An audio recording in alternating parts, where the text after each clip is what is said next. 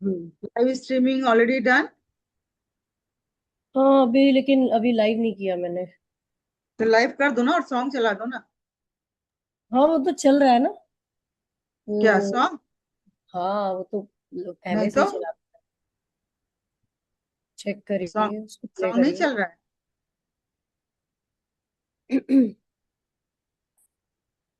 कहाँ पे सॉन्ग चल रहा है? उसको प्ले करिए, प्ले। किसको प्ले करूं? वो जो लिंक भेजा था ना, उसका लाइव स्ट्रीमिंग का। जो कल वाला लिंक है वो? हाँ, मैं भी ऑन कर लेती हूँ फोन से। हम्म।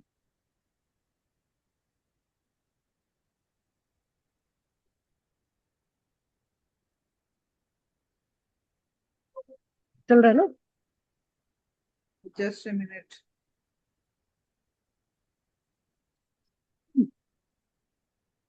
चल ही रहा है, प्रीव्यू के लिए पहले ही डाल दिया था वो।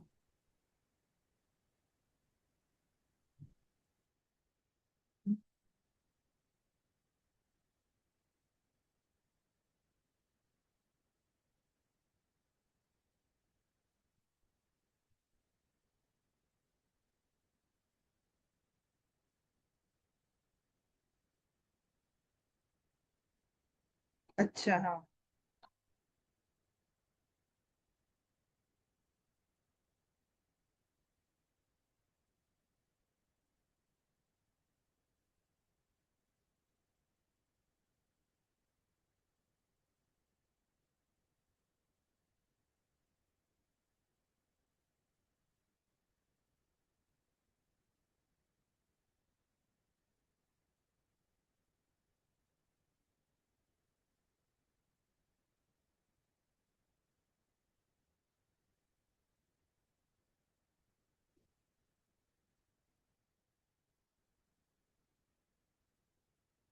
ये वो वाला सॉन्ग तो नहीं लग रहा है? हाँ। मैंने चेंज कर दिया था क्योंकि वो छोटा था सॉन्ग, जो आपने पहले लगाया था ना वो बहुत छोटा था। ये तो खाली म्यूजिक आ रहा है, सॉन्ग नहीं आ रहा है। तो फिर अभी यहाँ से प्ले करते ना जूम से वो वाला सॉन्ग, क्योंकि उसमें ये सारी चीजें आ रही ना इसके बारे में, कॉन्फ्रेंस के बारे में। कौन सा सॉन्ग है वो?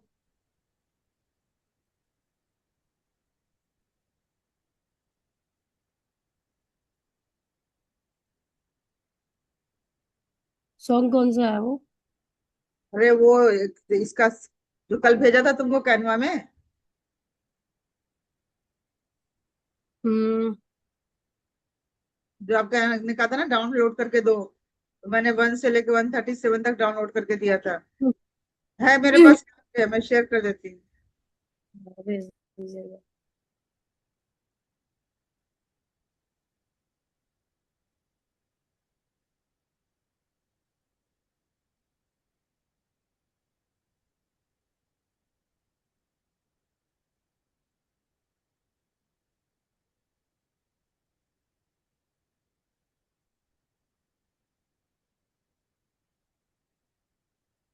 अरे ये तो अब पूरा ही, ये तो इसी में तो चेंज हो गया इसी में चेंज हो गया है ना दीपिका? हम्म। हाँ, हाँ। इसी में चेंज हो गया, मेन में ही।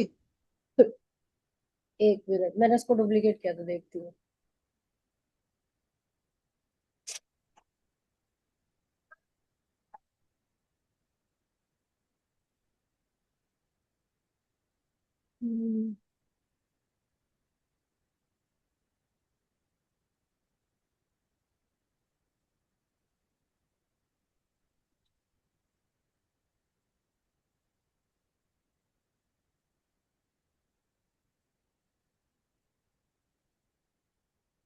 My projects.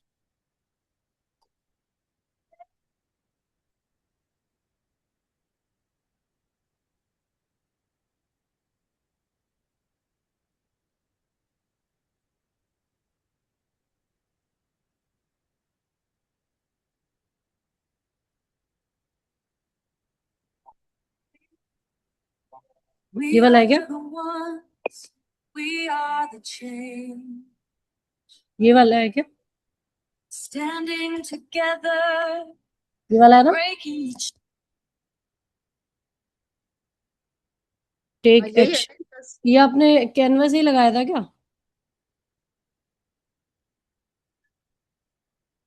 नहीं, यही सॉन्ग तो इसका जो है ना, थीम सॉन्ग है ना इस कॉन्फ्रेंस का। अब मुझे को होस्ट बनाओ शेयरिंग करने के लिए।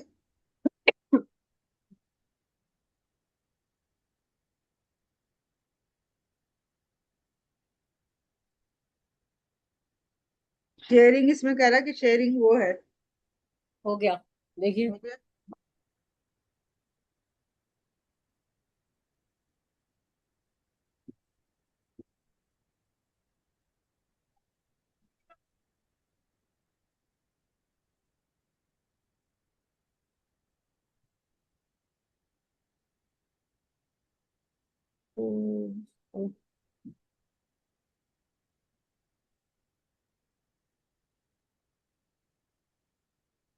ये सॉन्ग आपने कहाँ से लगाया था?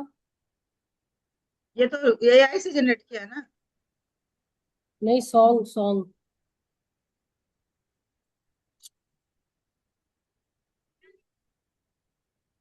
सॉन्ग आपने खुद से डाउनलोड करके लगाया था या कैनवा से ही लगाया था?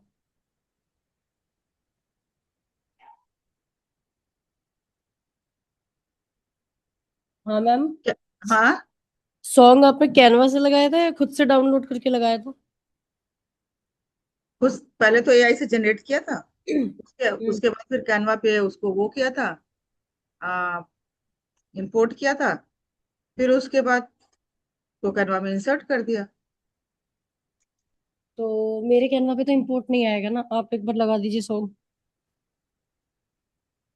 Show the world how together we're stronger, together we rise. Future is ours. Open your eyes. Take action, we're taking it now.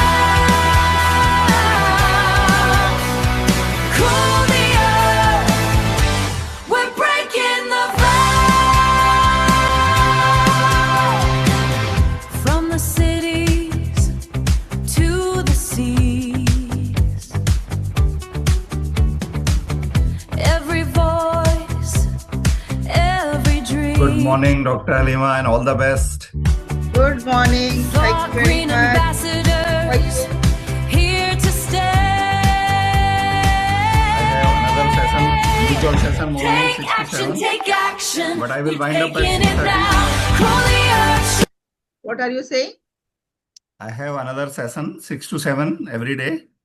So I will wind अच्छा, up at 6:30, and from 6:30 onwards I will be. Okay okay, So my session thank is you at very 7. Much. Yeah. या thank you very much. Show the world how together we're stronger, together we rise. Future is ours. Open your eyes. Take action, we're taking it now. Cool the earth, we're breaking the vow. No more waiting, no more delay. This is our moment, this is our day. Solar panels, clean energy flow. Watch the green revolution grow. Education, innovation, transformation, building a foundation. We are the ones, we are the change. Cool the earth, rearrange. Take action, take action, take action, take action now. Take action now.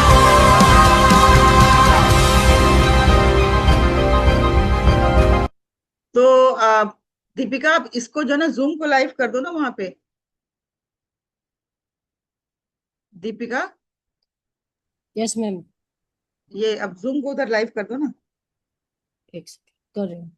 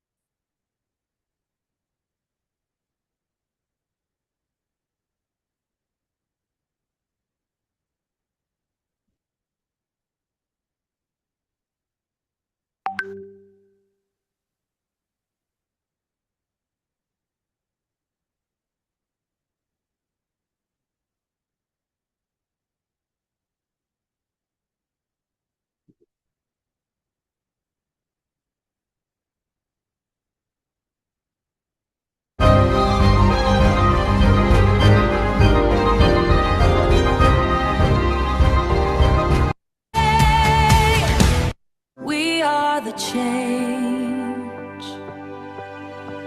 Standing together, breaking the chains. 24 hours, 24 voices strong. 124 ambassadors singing a song. Morning. Good morning. 24 issues, one planet to save. Cool the earth, we're the brave.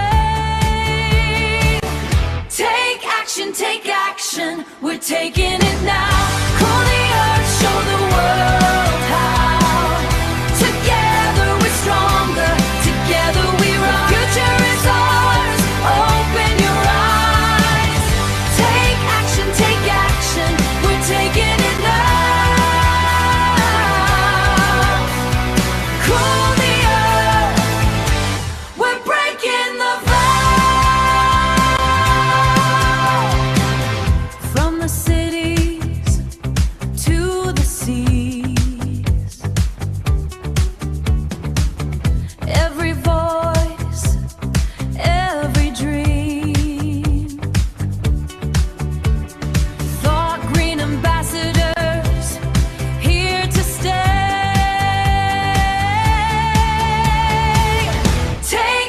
Take action.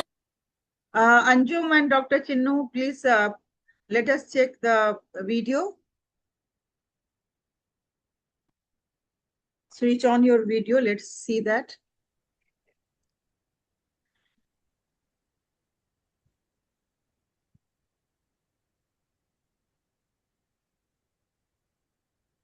Dr. Chinnu, I will share the background. Do you have that?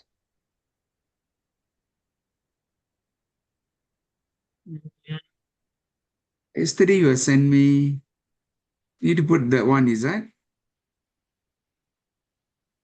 Yeah, this one, the one which we are using. Let me share.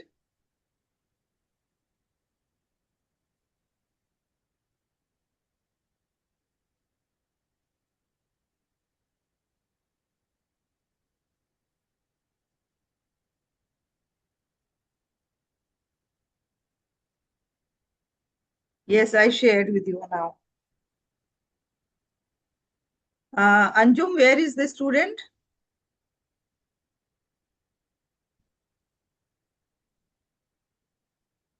She is joining. Okay. So now Deepika ji, you can make the co-host, or have you given me the right to make them co-host? I don't have the right of making co-host. Deepika? Yes, Deepika? ma'am. Yes, So ma'am. you have Chinnu, do you have presentation? Yeah, correct. Yes. Yeah, so please make both of them co-host. Okay.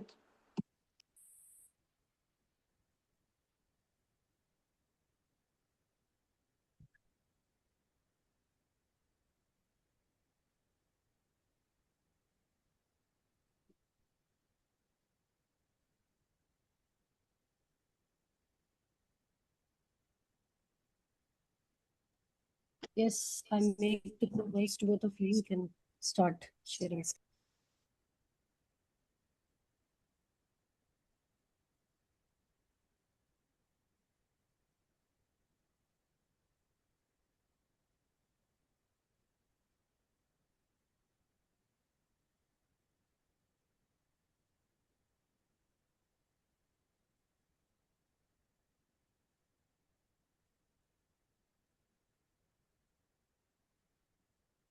Miss Afsha, can we check your video, please?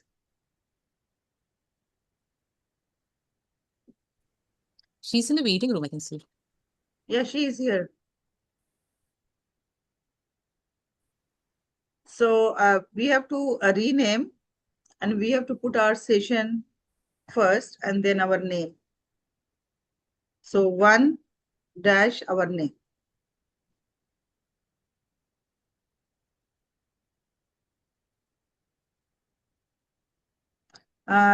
Deepika, one more thing. Once we will start the session, So you have to make the speakers co-host and rest all mute all. Sure, ma'am.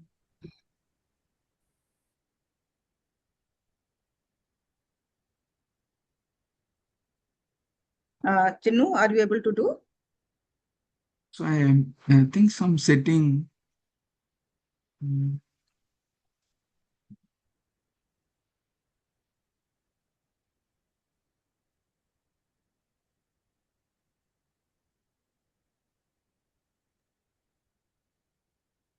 It's down near your video section. There will be a sharing button. Oh, are you talking about ask me to share? Is that? No, he is talking about virtual. So in the virtual, near video, there is a small arrow.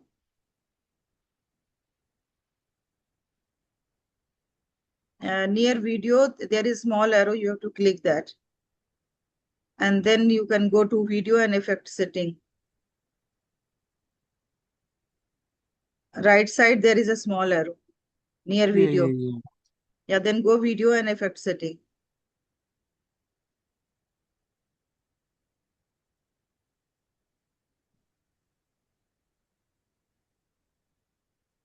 Now actually they have changed little bit, so I was also finding it challenging. They also update always.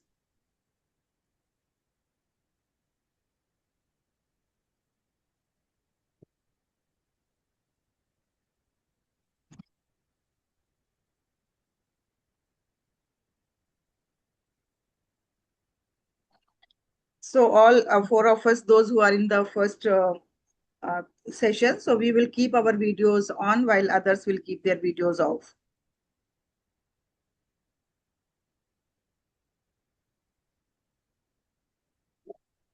Hello, Dr. Mayuri. Hello, good morning. Good morning. So nice to see you this morning.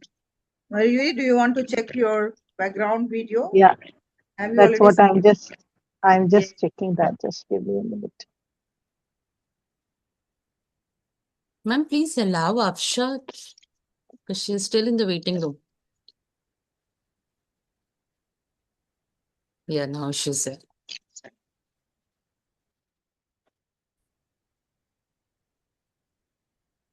I just want to bring it in the landscape actually. Just a minute. Because I joined from my phone. You know where I am. Dr. Halima, this video, Mhm. so I'm just looking at, I think they have changed something. So actually, I go there and then video and effect setting, right? Are you getting any option as virtual background? Because here it is it is showing blur my background. Do you have that option? Yes. Okay, so Deepika, can you tell us nowadays where it is virtual setting change? There's a virtual background, but and then it says generate now. You will get it, sir. Wait. In video and FX settings, you will be getting an option video, appearance, and then virtual backgrounds. Appearance, yeah, virtual background, yes. Yeah. Then I press virtual background, Then, right? yes, click on virtual. Yes, I also got. Then I have to add in. Because we Yes. need to add the file, is it? Our file. Yeah. I think they have changed.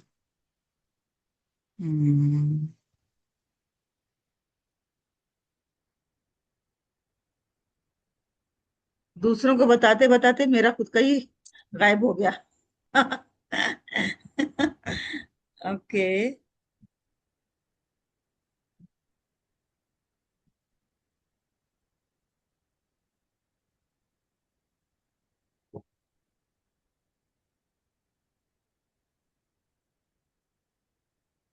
Okay, I got it.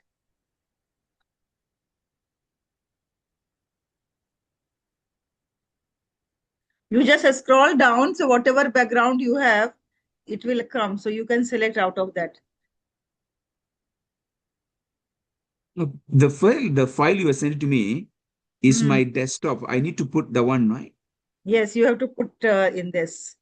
Where to put this That thing? put this the small plus sign will be there.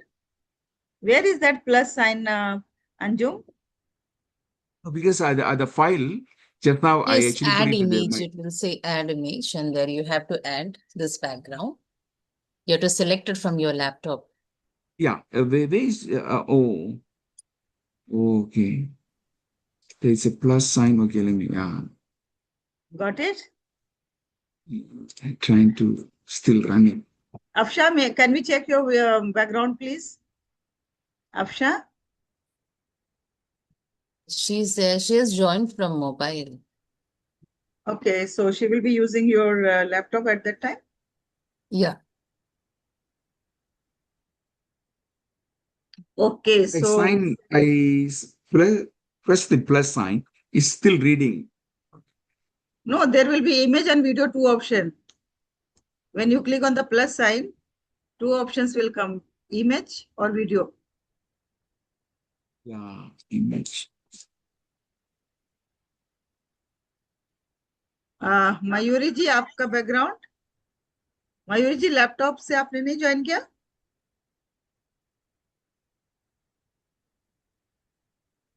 You are muted.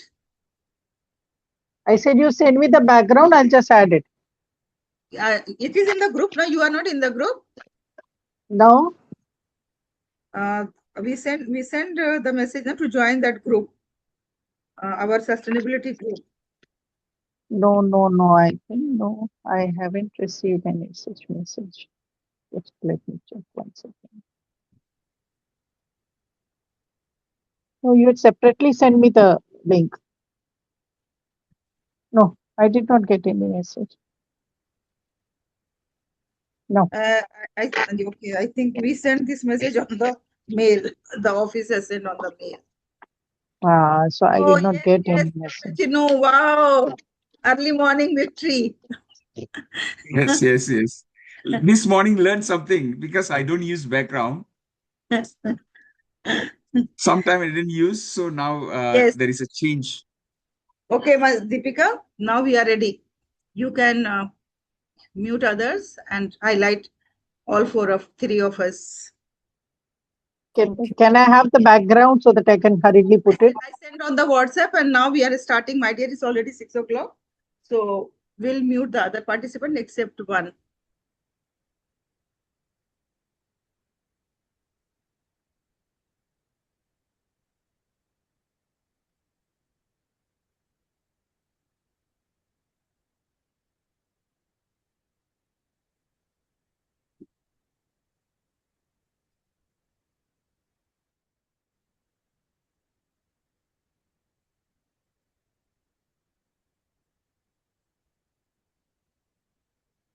Good morning, good evening, good afternoon, and Assalamu alaikum, Adab, Namaskar to everyone, whosoever is watching and whoever is present here.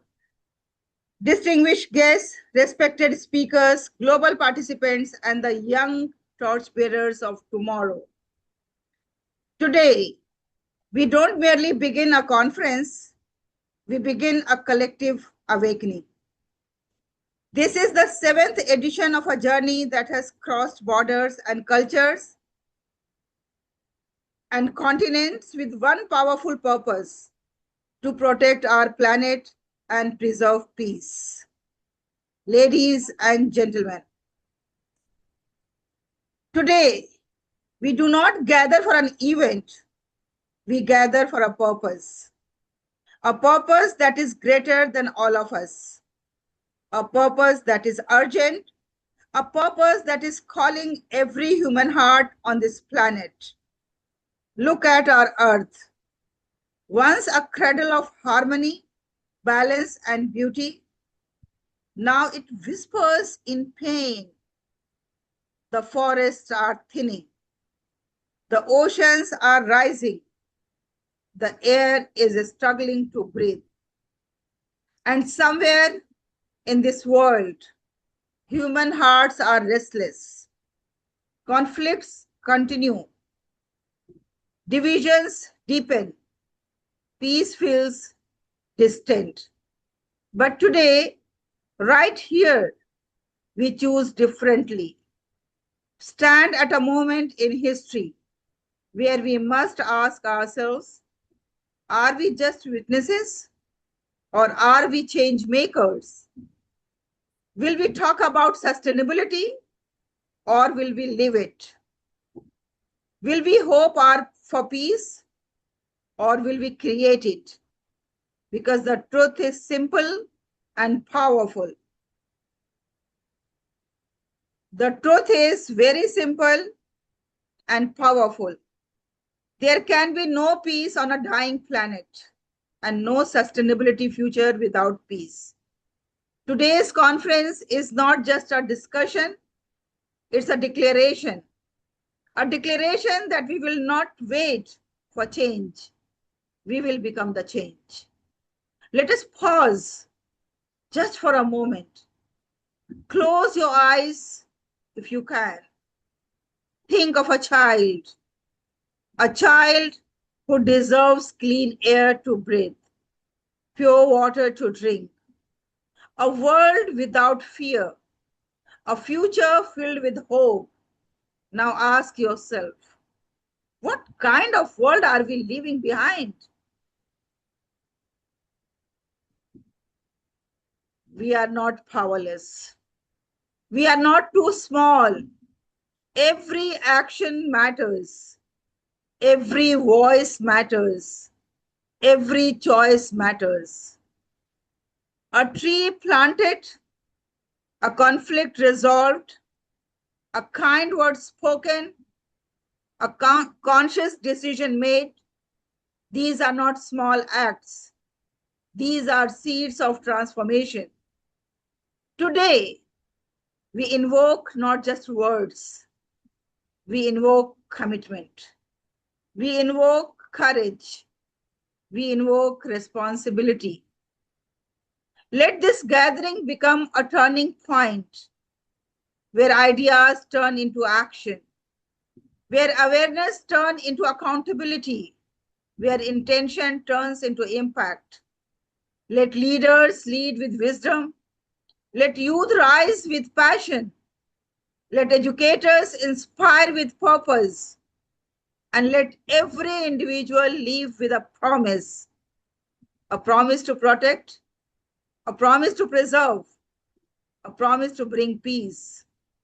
As we begin this journey together, let's align our hearts with a shared vision, a world where nature thrives, a world where humanity unites, a world where peace is not a dream, but a reality. Let this be our moment. Let this be our movement. Let this be our legacy. Together, let us cool the earth. Together, let us calm the world. And above all, together, let us take action. Thank you, ladies and gentlemen.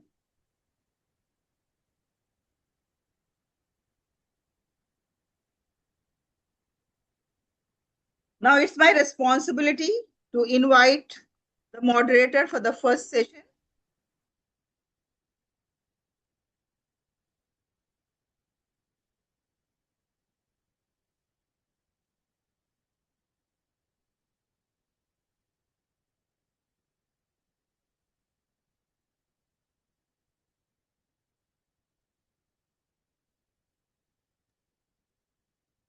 Good morning, everyone, and the moderator for this session, Dr. Anjum Qureshi. And that was event where Hariba started from how our actions can shape the world. Because yes, together we can protect, we can restore, and we can sustain our planet. And it is a wonderful conference being organized on the occasion of Earth Day, and where every one of us will discuss on how our small actions can cool the earth, can make the earth a sustainable planet. To start with this conference today, it's my pleasure to introduce the special guest for today, Dr. Chinu Pelinibelu, sir.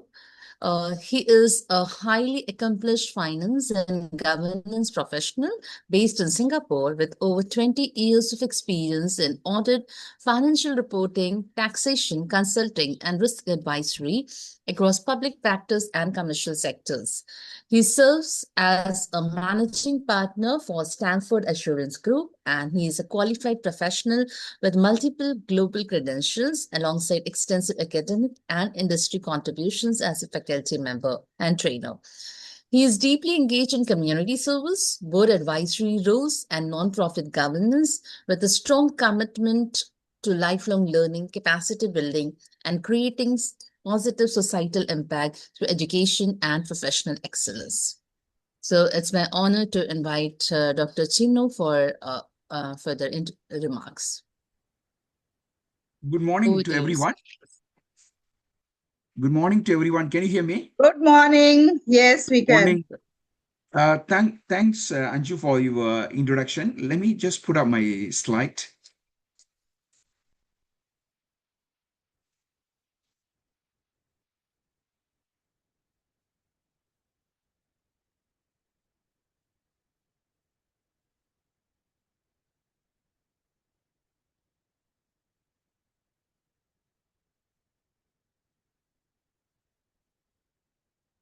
Okay. Are you able to see my slide? Yes. Yes. Yes. Okay. Good morning to everyone. I think I would like to take this opportunity to thank Dr. Halima and team doing this great work. Is not easy for anyone to put in that kind of effort on the sustainability and related matters. And I think I will have to thank Halima again for doing this wonderful job. I hope I would like to do more. And then with this step, I think today I'm actually get engaged. I'm going to do a short presentation and then we'll take it from there. Okay, thank you very much. So today what I'm going to do is, going to share with you about the impact of the various impact on the cause of armed conflict. I think this topic is timely. I think we, after COVID, and then now we are realizing whatever is given to us, we take it granted. Okay. But now we realize some of the basic things, like food and, water and shelter, all this given to the humankind, but is in danger in some part of the world. So I think we need to get together, our act, and then we, instead of stand still, and then we need to become a change maker on this aspect. Okay, with this, I just, share some thoughts and then we'll take it from there. So as you can see, the armed conflict is damage, not just societies, but it's also long-lasting biological scares and also the economical aspects, ecological aspect, and then biodiversity, right? And then it is actually, the damage is done is not able to reverse anytime soon. Okay? So it's going to be long-lasting impact. And so what are the things that's actually affected? Okay, our planet. Oh, sorry.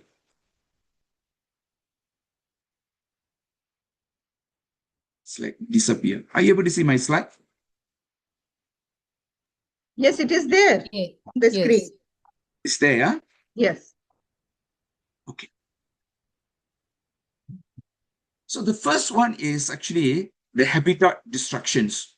Okay. So for example, bombing, artillery fires, troop movement, destroy the forest, wetland, and then grassland. These are some of the damages. So as we can see, various war, including the Vietnam War, we actually can see wipe out so much of the forest, elimination of habitats and countless spices, right? And the wildlife decline, and then, there is a risk of conflict zones often get into the loss of conservation programs, a direct killing of animals, And then we can see this in actually Democratic Republic of Congo. Prolonged conflict has actually significantly reduced the populations of elephants, various other animals, which has actually become a rare species in various parts of the world. And then also the pollution and toxic contaminations, weapons actually in the war, used in the weapon, release various substances into environment, which is actually damage the various aspect, heavy metal for the aluminium, oil spill damage the infrastructure, chemical reduces. So for example, the Cold War lead to massive oil spill and fire and severely damage the marine and desert ecosystem, which is actually very hard to reverse anytime soon. Okay, just trying to admit someone coming in.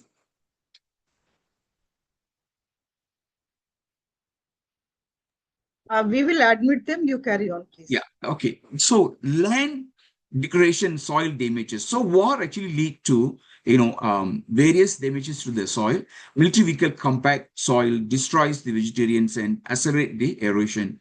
Landmines also, get into the danger and then is actually affect the agriculture, conservatism, and sometimes they hit to reverse. And then water resources. Water is actually a basic need for human. Because of the war, the water resources become contaminated. Destruction of the infrastructure can pollute rivers and groundwaters. Conflict can lead to the deliberate, targeting of water system, worsening the ecological stress.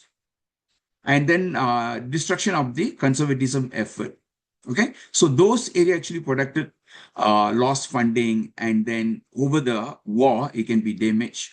And then rangers may flee and then unable to operate safely, allowing illegal logging and mining, and then counting increases, right? And then climate change affect the climate and also the carbon market. Burning forests, oil wells, and infrastructure releases large amount of green gases and then contribute indirectly to the climate change, which we can see, most part of the world. And then human displacement. This is actually one of the major issue when actually where war broke out. The refugees move from one place to another place, which actually strain, the existing populations. And then various, issue, overuse of water, land, and feminine, so on, create the secondary environmental degradations. And then also the environment damages from the war. Food security become big issue, as we can see now. And most importantly, the economy is slow and take long term to recover. And then we have inflation issues and create long-term health risks for various populations. And then and actually complicate the post-war rebuildings. Right? So war damages our climate, our environment, our sustainability, and then is actually affect whole aspect of the our human life, and then also the various other part of our damages. Okay, thank you very much.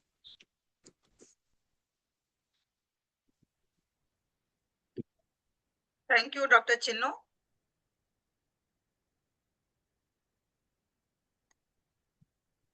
Yes, stop sharing. Thank you, Dr. Halima, for the opportunity to share this small piece of work. Thank you, Dr. Chinno. Thank you very much. And now it's my honor and my responsibility also to introduce the moderator for the first session that already we have begun.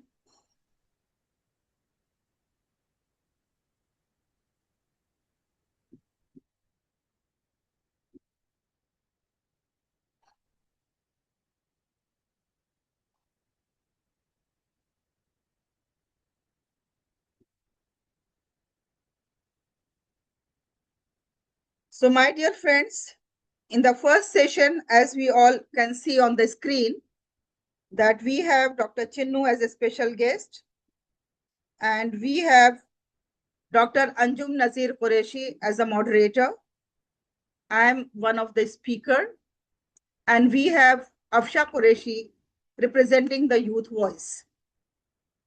It's my privilege and honor to introduce Dr. Anjum Nazir Qureshi as moderator of the first session. Dr. Anjum Nazir Qureshi is an assistant professor in the Department of Electronics and Communication Engineering at Rajiv Gandhi College of Engineering, Research and Technology, India. She is a certified life coach, motivational speaker, and meditation trainer with extensive contributions to teaching, research, and professional development, including 20 plus research papers, patents, books, and national level academic engagements. She is widely recognized for her impact as an educator and trainer through 400 plus speaking events, international collaborations, and awards for educational excellence. Wow, that's really something incredible. Research leadership and women empowerment in higher education.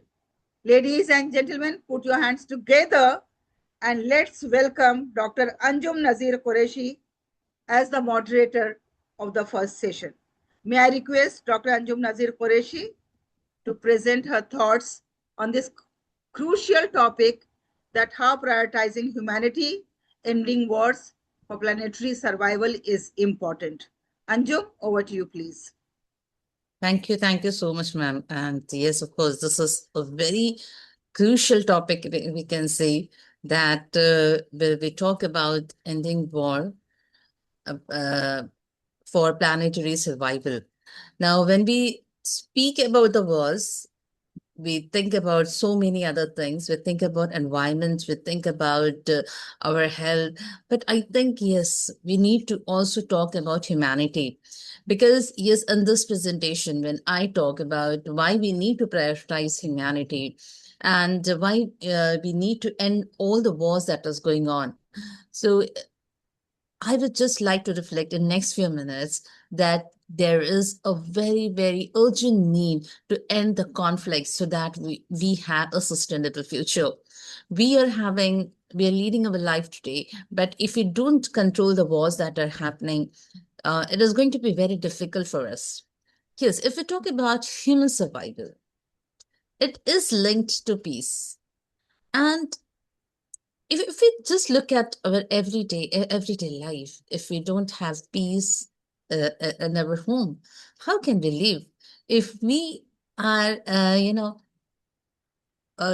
there are some kind of conflicts going on. But let's forget the war.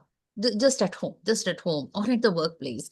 If there are some kind of conflicts which are going on with either our family members or either our colleagues, so we can know how stressed we are.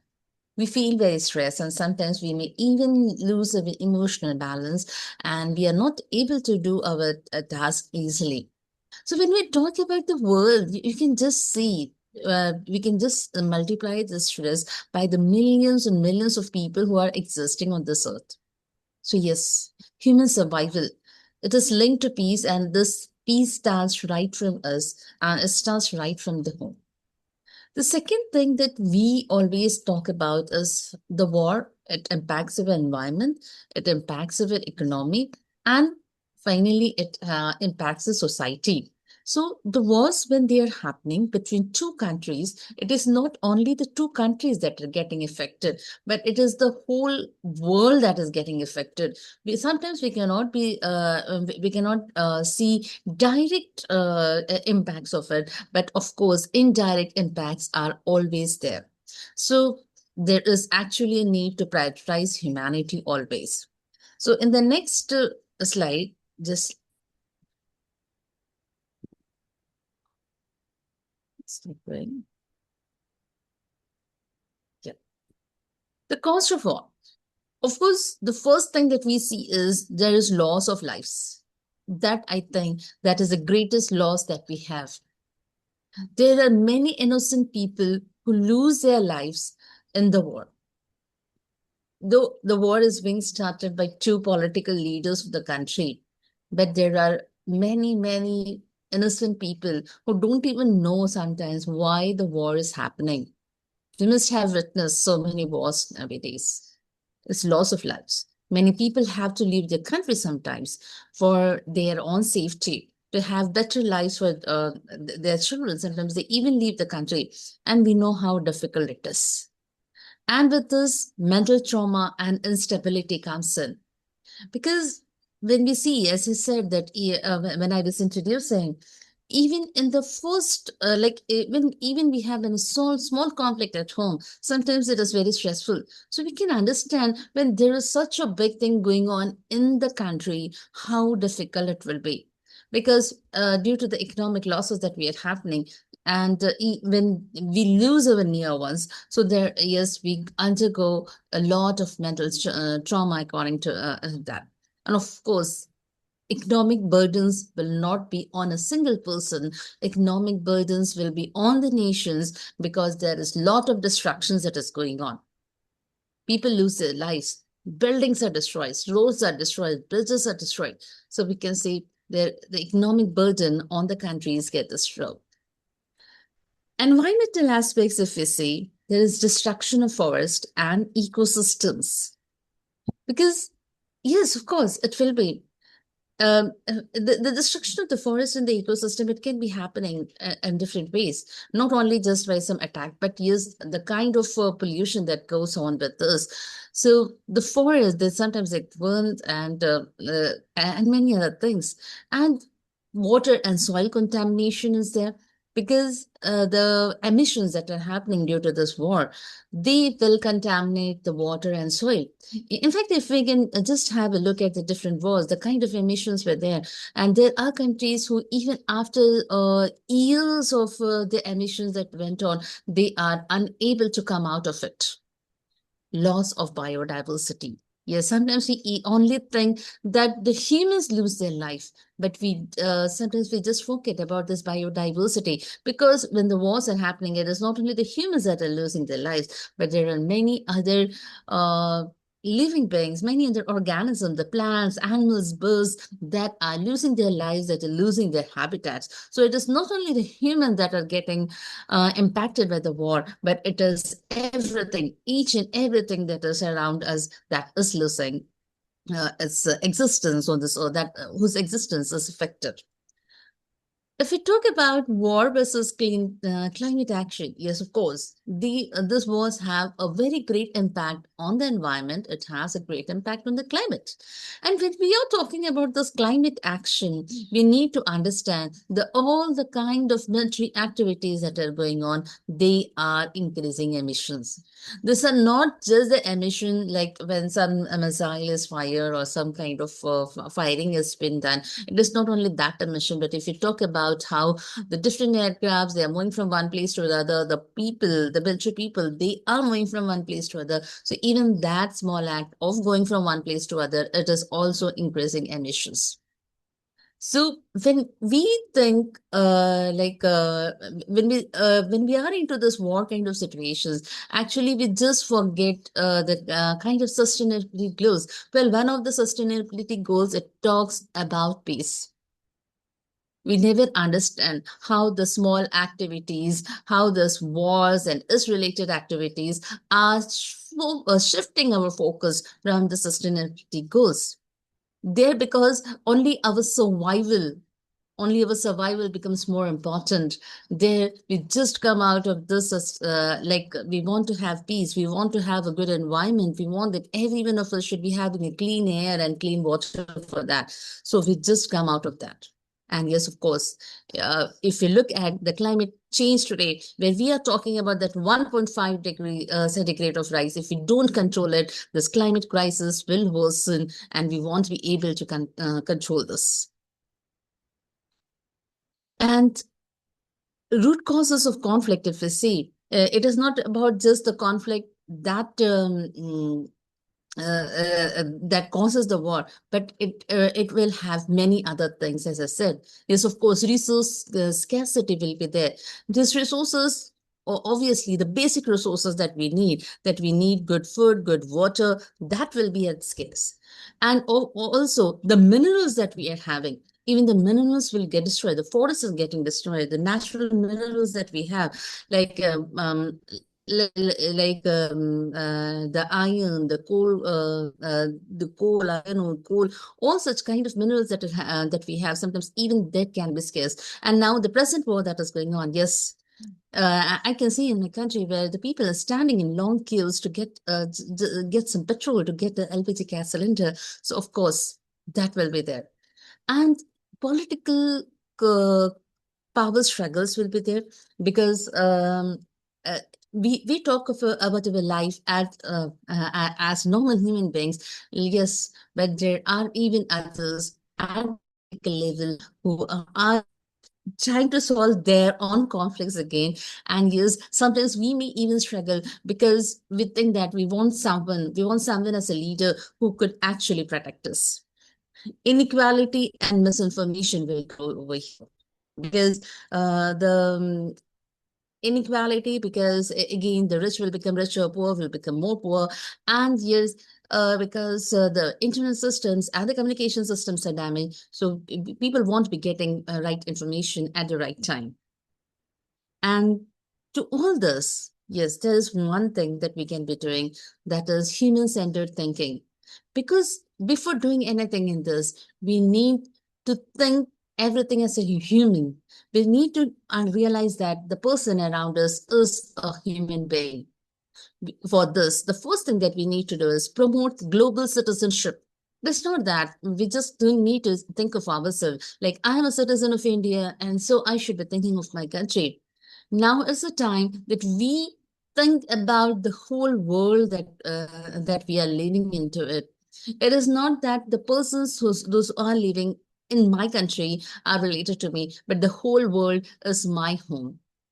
And for this, we need to encourage empathy and inclusivity. That is very, very important. Because if we don't have empathy, we won't be able to understand what others feel.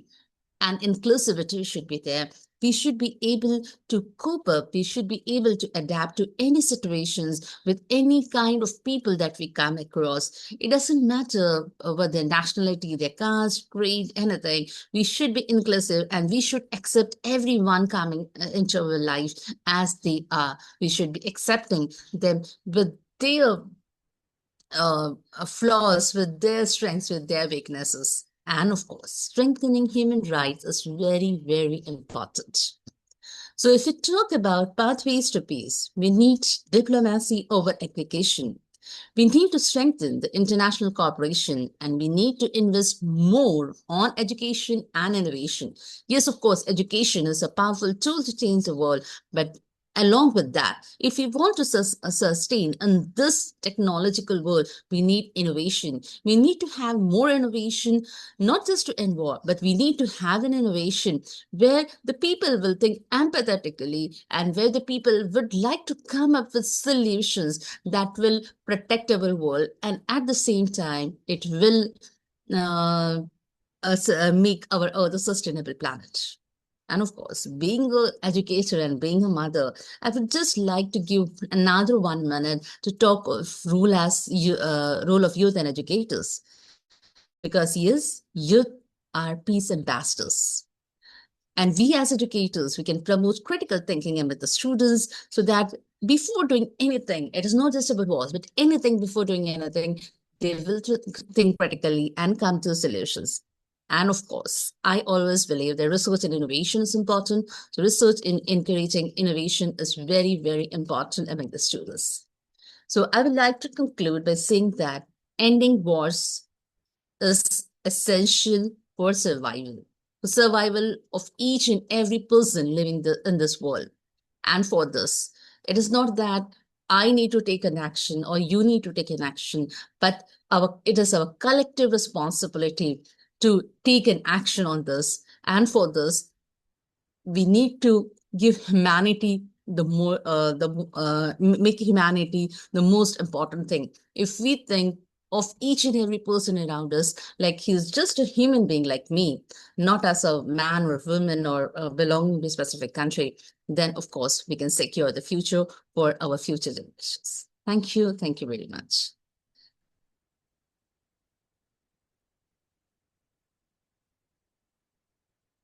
So this was my small presentation, and now it is my honor again to invite our next speaker for this session. And of course, she doesn't need any introduction, Dr. Halima Sadia. Yes, Dr. Halima Sadia, ma'am, she is a leadership development facilitator, sustainability coach, and strategic business growth specialist based in Dubai with over 30 years of global experience across India, UAE, Singapore, Malaysia, and the Maldives in education, leadership, and organizational transformation. She has served as principal in reputed international schools and is founder director of EduFam International Academy and EduFam Training Services, focusing on leadership, emotional intelligence, sustainability, and SDG-aligned capacity building. She is a globally recognized author, speaker, and mentor of 48,000 individuals, known for initiatives like Eco-Visionaries Club Group and the 30-Day Green Lifestyle Challenge, promoting responsible, ethical, and sustainable living. So now it's time to listen from Dr. Halima Sadia. Over to you, ma'am.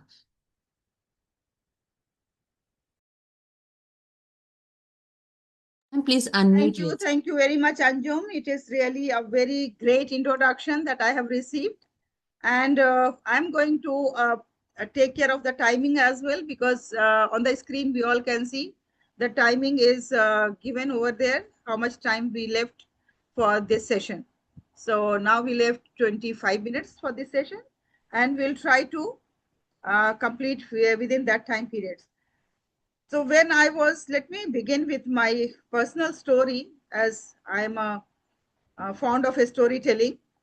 So I was doing my B.Ed in 2007, and there I was supposed to teach a lesson in English to grade 9. And I still remember the school given to me was a government school, DAV school, and it was in Daryaganj. And there in the lesson, a chapter was Zalata's Diary, and there was some portion taken from the Zalata's Diary. So how many of you are aware with this name, Zalata? How many of you are aware? I think that some of you may be aware of this girl, the small girl, 11 years old girl, who has written her diary and maintained the diary very beautifully, writing her all the emotions that was going on in her and she was facing during the war. And it was like Bosnian War from 91 to 1993. And at that time, when I was teaching that lesson to the children, 11-year-old girl's diary, Zalata's diary, and in grade 9, the children were just little older, not very older than this girl. So I used to think that when the war is going on, how a person is, in the sense that the person is writing at that to small girl of 11 years old. In 2007, actually, it was beyond my imagination to think about the war and to live with the war or to witness the war. And I was thinking that, okay, war is something that is only for the history. War is something that has to be only either learned or taught in the classrooms. The wars are packed in the textbooks. But it is actually happening on the earth. I never imagined that I am going to witness that. And today we are witnessing. We are witnessing the conflict not only at one place, but many places in many countries. And of course, during this period of time, whether we are directly involved or we are indirectly involved, but we are very much affected. And our psychology is affected. Our day-to-day life is affected. And those who are fond of writing the things, they are very much prone to write about their feelings and about the happenings during the war. I have also written many articles on my LinkedIn blog about this, the psychology of the war victims, of psychology of the people, those who are living in the era of war when the war is happening. So now I can correlate and I can understand that yes, it is possible. During the war also, the common people, they have their mind. They can write down their psychology, their feelings, their thoughts. So today, my dear friends, there is a cry from Earth, and today is Earth Day, the most appropriate day when we have to listen to the cry. Even when a baby cries, everybody pays attention, not only the mother. But here, when the Earth is crying, and Earth is the mother of billions, I'm just talking about the humans, but Earth is the mother of all the living and living things on this, living creatures on this Earth. So now we can imagine that what is the number. And the Earth is crying, and we hardly pay any attention. Rising temperatures, burning forest, disappearing species. This is not that climate is being changed. This is not climatic crisis. This is the crisis this is the crisis of humanity, and that is created by human being. We are equally responsible for this. Imagine one day when you go back home from the college, Dr. Anjum Qureshi is in the university, Rajiv Gandhi University. One day, suppose God forbids, she goes back home. Or one day, maybe when I come back from my office, or maybe Dr. Chinnu is here, he goes back from his office and he sees his house in this condition. Now we can imagine and visualize how painful it is. What are we going to feel? Imagine a small child in the house where all the family members are killed, where the house is damaged, and she is all alone in the house. How that child is going to survive, and what condition, what psychology the child is going to feel and face at that moment. Just imagine if one day we are forced to live in these conditions. And these are not the stories I am telling. These are the living realities that is happening. The people, those who are having the big castles, the big businesses, they all have come due to the war to this condition. Like some of them have come to this condition. And it can happen to anyone. If this madness of egoism, if this madness of acquiring wealth, if this madness of showing the power, if this madness of being superior nation than others, if it continues, it can happen to anyone and it can go to any other place. And we have to be mentally prepared for that. Just imagine. We are one of them, sitting devastated, sitting lonely, having nothing. What we are going to feel. So at this moment, everybody has to think that no more war. We have to prioritize humanity. We have to give our contribution in whatever way. I'm not asking that everybody should take the action in their own hands, because we are the common people. And wars are always decided by the leaders, by the policy makers. But what we can do, we are not powerless people. The common people's power we have to understand. And then at least we can raise our voice. We can write wherever we can write. We can say wherever we can say. We can show humanity and sympathy to them wherever it's possible. That's what is expected from us. So war not only damages the human population, it accelerates the environmental destruction. Carbon emission from military activities are massive.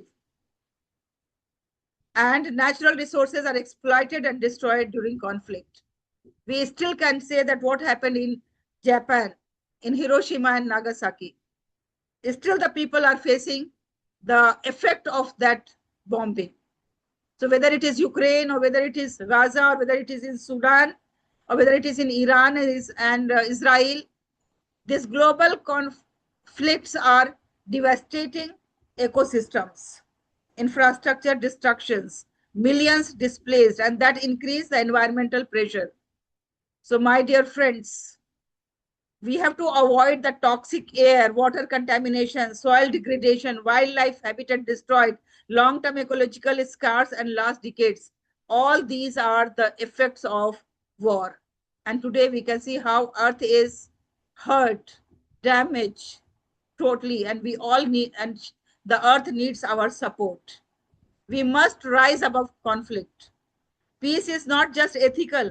Now it is essential for survival. We will not survive if it continues. The damages that we are bringing to this earth, if it is not stopped, this is the matter of our own survival. It is not that ethically it is wrong, we should not do this. Achhe bachche nahi karte hai aisa. It is not like that now. This is the matter of survival. So let's take action. You may ask this question that what can we do as a common people? We are just an ordinary human being. The answer is more than we think. We can raise awareness first of all. We can promote peace. We can support initiatives. We can educate the people about the ill effects of war on the environment. We can advocate. We can act. Every small action matters and every voice matters. So ladies and gentlemen, today we stand at a crossroad. One path leads to continued conflict, a fragile future. The other path leads to peace, sustainability. The question is not which path exists, the which one will we choose. And more importantly, there should not be any another war in future. Let it be a turning point. Let us commit to prioritize humanity, to end conflict, to protect our only home, because the earth does not need saving. We do. And I leave you with this thought. Ladies and gentlemen, more than earth needs us, we need the earth for our own survival, for the survival of our generations to come, for the survival of human beings. So now it's up to you that what we think and what we act and what we do. Thank you very much for your patient listening. Thank you, and over to you, Anju. Thank you. Thank you very much, ma'am, for such an impactful presentation. Yes, we need to prioritize humanity. We need to end conflict. And with this, I would like to invite the youth voice for today, Afsha Qureshi. She has just completed 10th with the 10th exams, and she is a very enthusiastic person, and she even likes painting. That's one of her hobby. And here I have a presentation where she will be speaking on the topic, Make Earth Cool Again, Not a Battlefield. So over to you, Afsha. Afsha, can you hear me? Unmute yourself, Afsha.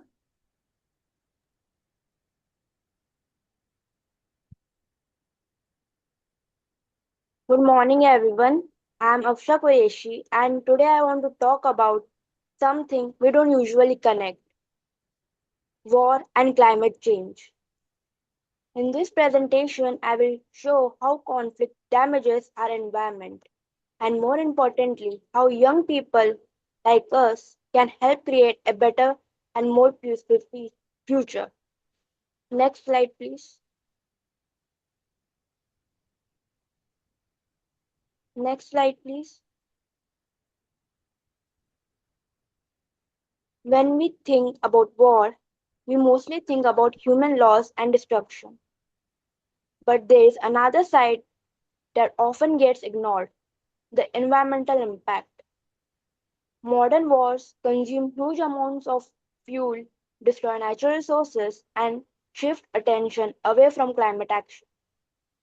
So, if we truly want to protect our planet, we need to understand what peace is. That peace is not optional, it's essential. War harms the environment in several serious ways. First, it creates massive carbon emissions because of military vehicles and operations. Second, it destroys ecosystems like forests and wetlands, which are important for life on Earth. And third, it leaves behind toxic pollution that can affect land and water for generations. These impacts don't just end when the war ends, they last for years. Next slide, please. Next slide, please. Next one. Yes, it is there. No, another one.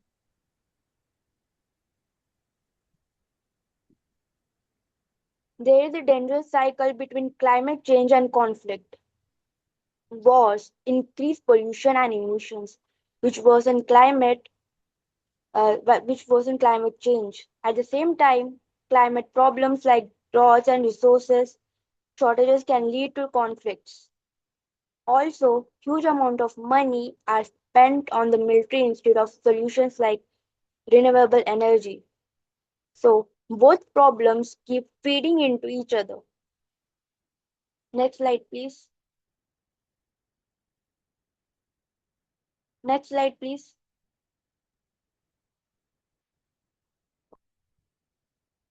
But here's the hopeful part. Young people can make a difference.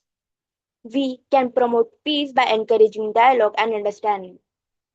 We can raise our voices and support leaders who focus on diplomacy instead of war.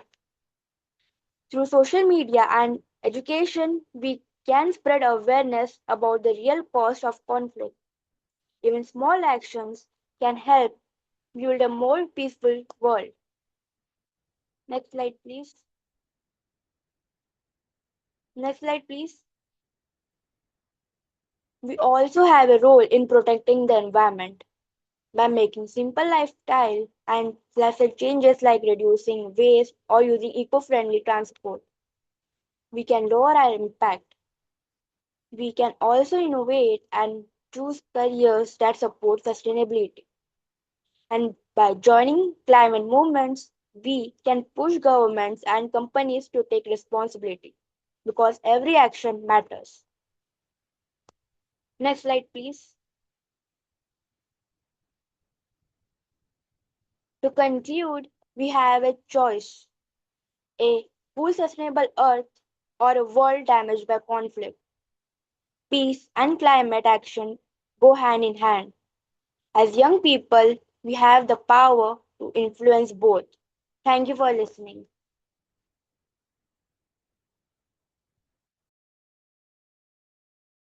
Thank you, Afsha.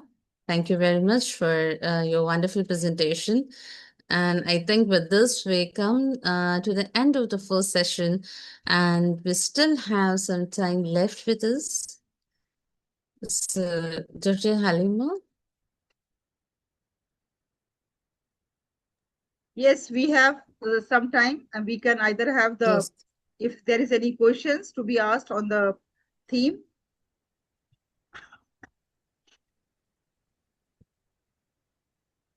So let me just tell about Afsha that, ladies and gentlemen, there was a competition announced for the students that they have to make a poster or they have to make a video regarding the present conflict, how the war is affecting the earth, and what do they think about that, what is the responsibility of youth.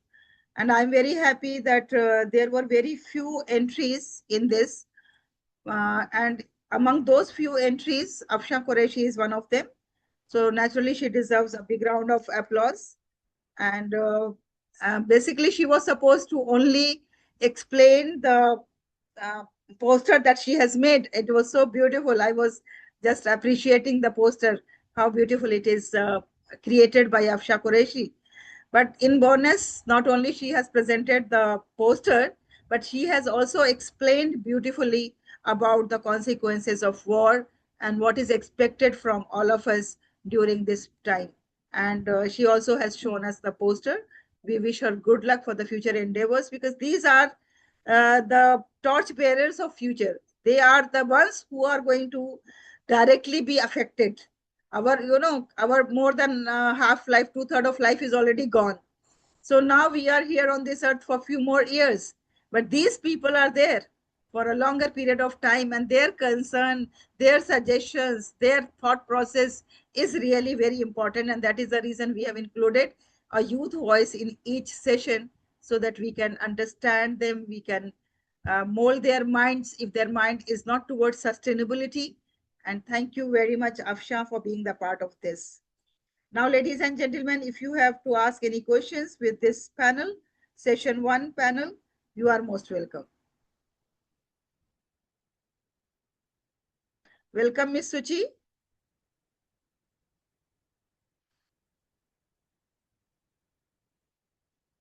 Hello, good morning. A very good morning to all of you.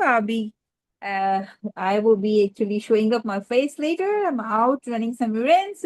Very, very lovely way to start this particular very important and very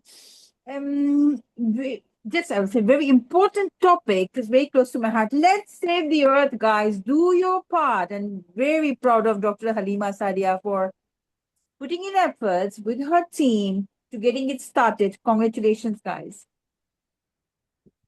Thank you. Thank you very much, Ms. Suchi. Thank you, team.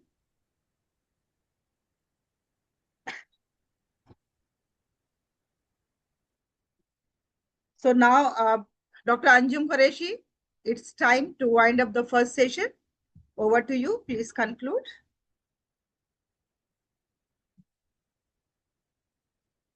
Thank you very much. And yes, of course, we had a very wonderful session. We started from Dr. Chino, and then it was me as one of the presenters. Then we had Dr. Halima Sadia ma'am and Afsha Qureshi as the youth speaker. And I must say, of course, it is going to be a wonderful conference, and we just started with it today. And after listening to this 4 presentations that we had, I just feel that every action that we take, no matter how small, it is going to contribute to building a more peaceful world, because every individual matters. And we know that change begins with people choosing understanding over conflict. So together, we need to put our efforts so that we can be creating a lasting peace for humanity. And that is what even I had the topic where we need to prioritize humanity over anything else. So that was, so with this, we come to the end of the session. And thank you, Dr. Halima ma'am, for this wonderful opportunity. And we have many more presentations, many more discussions going on. So it's time to begin the next session. Thank you, ma'am.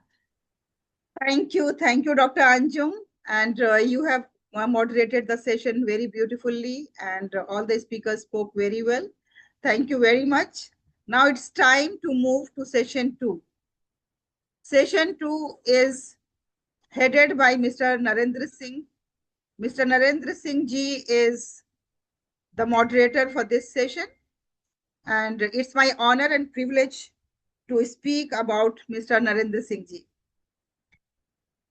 And I can see that their panel is fully ready.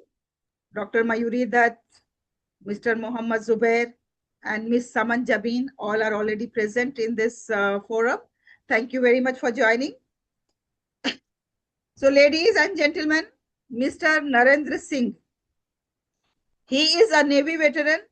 He is a dynamic coach, author, and CEO of Born to Win Learning Services. Driven by his mission of making India employable, that is something very close to my heart. I always believe in financial, economical empowerment, and that's only possible when we are making each and every Indian employable.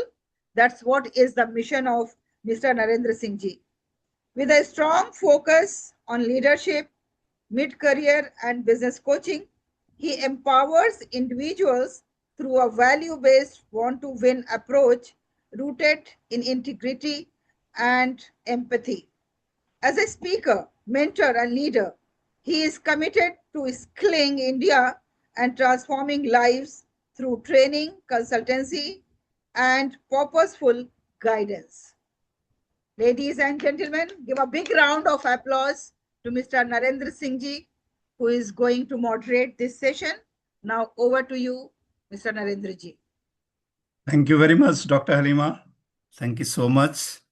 And thank you very much for organizing this great event of 24 hours and creating awareness throughout the world about Cool the Earth and the role, the action which each one of us need to take. So it's my honor and privilege to be here in this event and moderate the session. So the great initiative, the first session has been phenomenally excellent. I have been listening since beginning. So I think the whole day, or the rather 24 hours, is going to be something very unique as a record, and creating awareness. Whoever is available for whatever time and whatever he is contributing, definitely it will enhance the awareness in each one of us. And we know the better awareness leads to the better choice leads to the better results, and better results leads to the better life, better earth, better planet. So we have been witnessing, okay, before I move further, let me introduce today the our guest, special guest for this session, Dr. Mayuri Dutt. So Dr. Mayuri Dutt is a seasoned educator.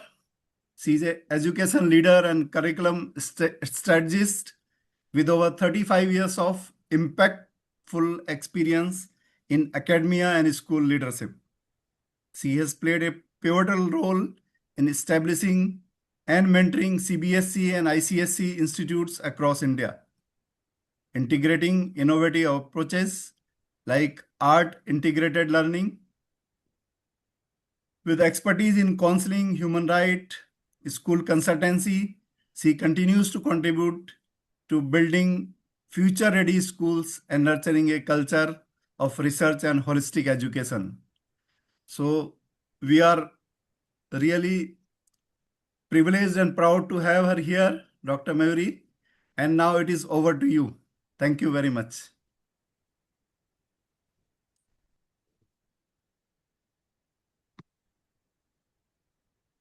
Please unmute, Dr. Mayuri.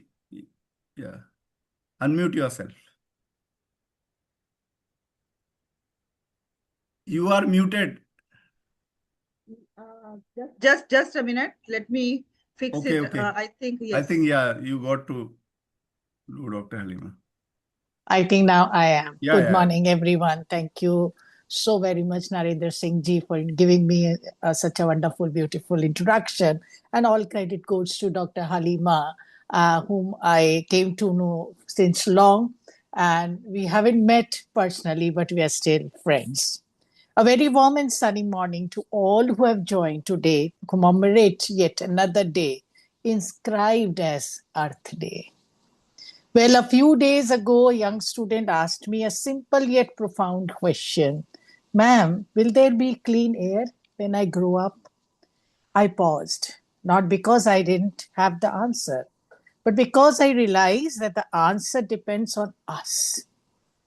The question reflects what many young have started feeling today: concern, uncertainty, even eco-anxiety. But today I stand here to say we cannot let this generation inherit fear.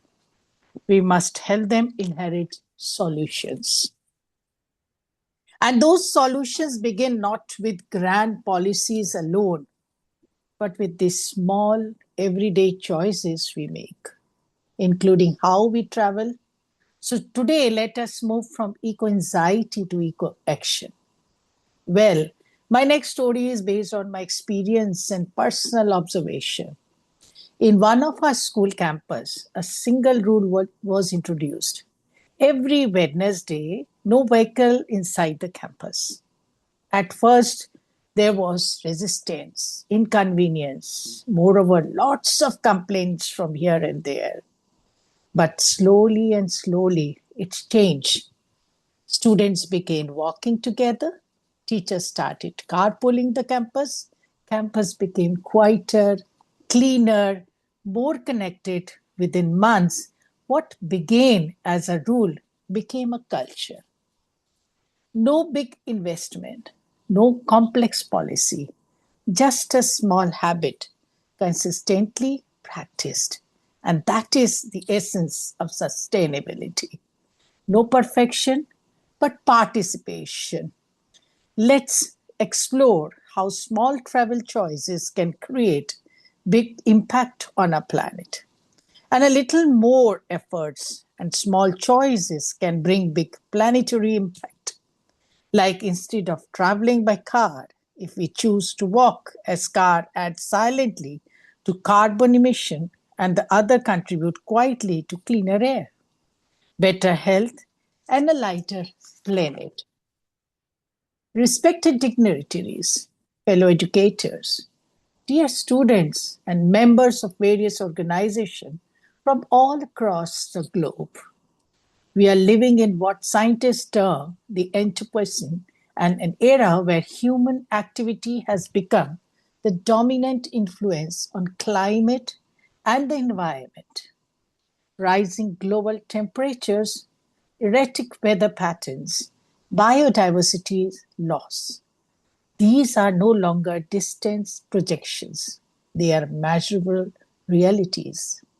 In response to these realities, a psychological phenomenon has emerged: eco-anxiety, a growing body of research in environmental psychology, acknowledges that individuals, especially young learners, experience stress, uncertainty, and even helplessness when confronted with the scale of ecological challenges.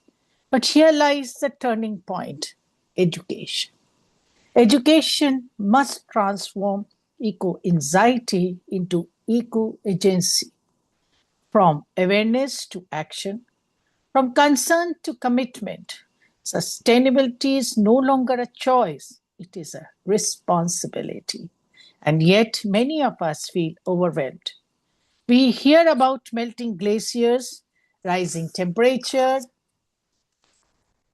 polluted oceans, and somewhere deep within, a quiet anxiety settles in.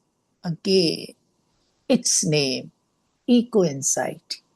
But today, let's try to shift this feeling from anxiety to action, from worry to responsibility, from helplessness to hope.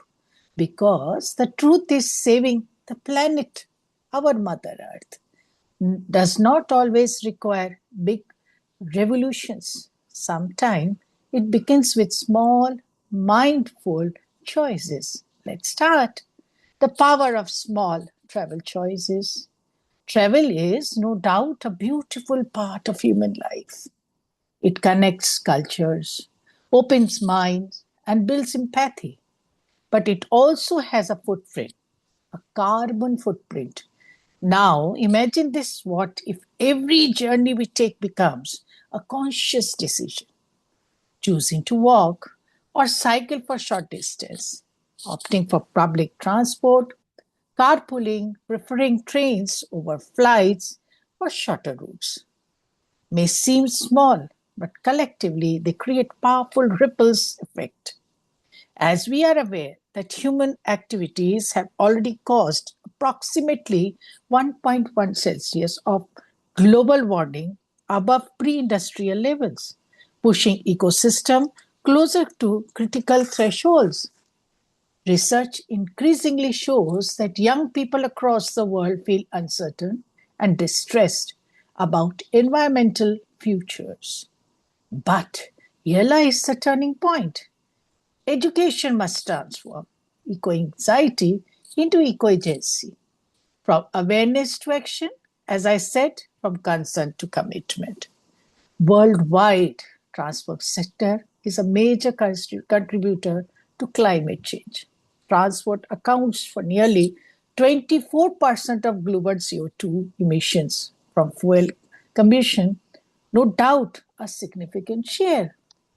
Driven by everyday mobility choices, shifting from private cars to public transport can reduce individual carbon emissions by up to 45%. Thus, mobility is not merely movement, it is a decision embedded with ecological consequences. Small travel choices create big planetary outcomes. Eco-anxiety stems from perceived lack of control. Eco-agency emerges from informed, consistent actions. The pedagogical changes before us is clear. How do we empower individuals, especially students, to see themselves as active participants in environmental stewardship? The answer lies in actionable literacy, the ability to translate knowledge into daily practice, the science of habitual sustainability. Behavior research suggests that small, repeated action can significantly influence long-term habits and societal norms. Consider this striking insight. If individuals worldwide adopt energy efficient and sustainable lifestyle practices, up to 40 to 70% of emissions reduction needed by 2050 could come from demand side changes. A powerful truth. Individual action matters at scale. Please note, at scale. So, my dear all, daily eco actions like conscious mobility, resource efficiency through reuse, awareness of digital carbon footprints, responsible consumption, community-based sustainable initiatives, each action through small contributes to systematic change when practiced collectively. As educators and institutional leaders, our role extends far beyond dissemination of knowledge. We are architect of thoughts. Sustainability must move from chapter to culture, from theory to practice, from awareness to responsibility. So when students will calculate their carbon footprints or design, look at environmental solutions, education becomes transformative, ethical, imperative, and intergenerational responsibility. Let us reflect on a deeper ethical dimension. We are not merely inhabitants of this planet. We are trustees of its future. The journey begins with you. So today, let us all commit on this special day in between this highly educated team that the message with which we have come together will reach to every nook and corner of the world and will be able to keep up with the topic for which we are all working today. That is on a special day, which is 22nd April, our Earth Day. Thank you very much.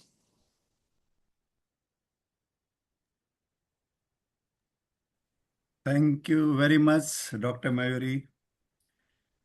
Exceptionally well. So I would request all the people, those who are here to give a big round of applause for Dr. Mayuri, physically as well as whichever way you are convenient.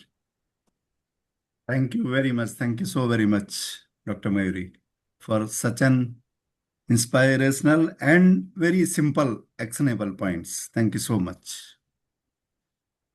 So now our next speaker. Should I go ahead, Dr. Halima? Yes, please. Okay. So So give you me may. give me a second. I will share your screen. Yeah. I will share your presentation. Okay. So I'll be, as Dr. Halima, is the theme of the conference. The sustainability conference is all about actionable awareness and action, awareness and action.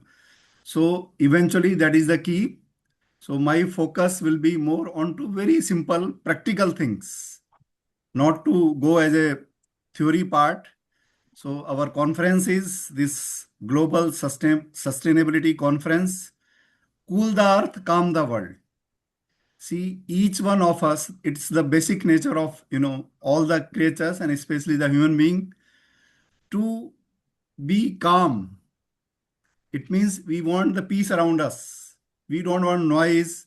We don't want disturbances. We don't want, unwanted things. We all, basic nature is that we want to be in peace. And we all live on the Mother Earth. So you see, the Mother Earth is giving shelter to anyone and everyone, irrespective of you are harming it, whatever you are doing, even then there is, always accepting. But is it fair on our part to,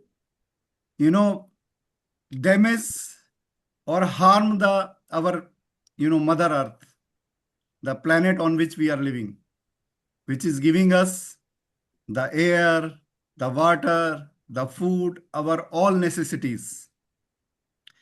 And we have seen over the years that why this topic is so pertinent, so important at this point of time. I would really appreciate Dr. Halima that taking such subject and making awareness globally, not limited to one region, one country, it's going global, creating awareness. See, awareness is the thing, because the whole world is concerned about it. The climate change is how fast it is, impacting the whole world. We never heard in the olden times. I have visited the Middle East countries a number of times, and there was no rain actually. But nowadays, very often we listen there is a flooding in Dubai. There is a flooding in so many countries, and it is damaging because they are not in habit. They are not prepared for that heavy rains. If it happens, it creates. There is a fire in the jungles. There is a floods in, be it US, be it Australia. You go across the globe. Temperature is rising. That is another extreme weather impacting lives and economy. Obviously, when there is a heavy floods, there is a very high temperatures. So it impacts lives as well as the food grains, the production, and eventually it is affecting all of us. And that is why the sustainability, talking of sustainability, creating awareness is not an option at this point of time. It is the need of our, and the action is the key. So people normally operate, you must have heard to the people that they will only talk of the concern. This is happening, war is happening, the temperature is rising, carbon footprint is, it is increasing. We want to reduce, but it is, going up.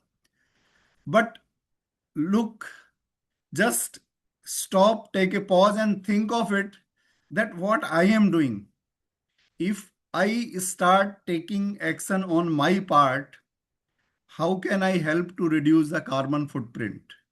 How can I reduce to, control the temperature? Am I adding or am I controlling? So if each one of us is aware, definitely there can be a visible impact. Next slide. So it's a collective action, and that definitely it starts with me. So as I mentioned, that awareness, the better awareness leads to the better choice and the better action and the better result and the better life. And obviously we can call it a sustainable living, not only for our generation, for the generation to come. So we say that reduce, reuse, recycle as a habit. So we got to develop our habit.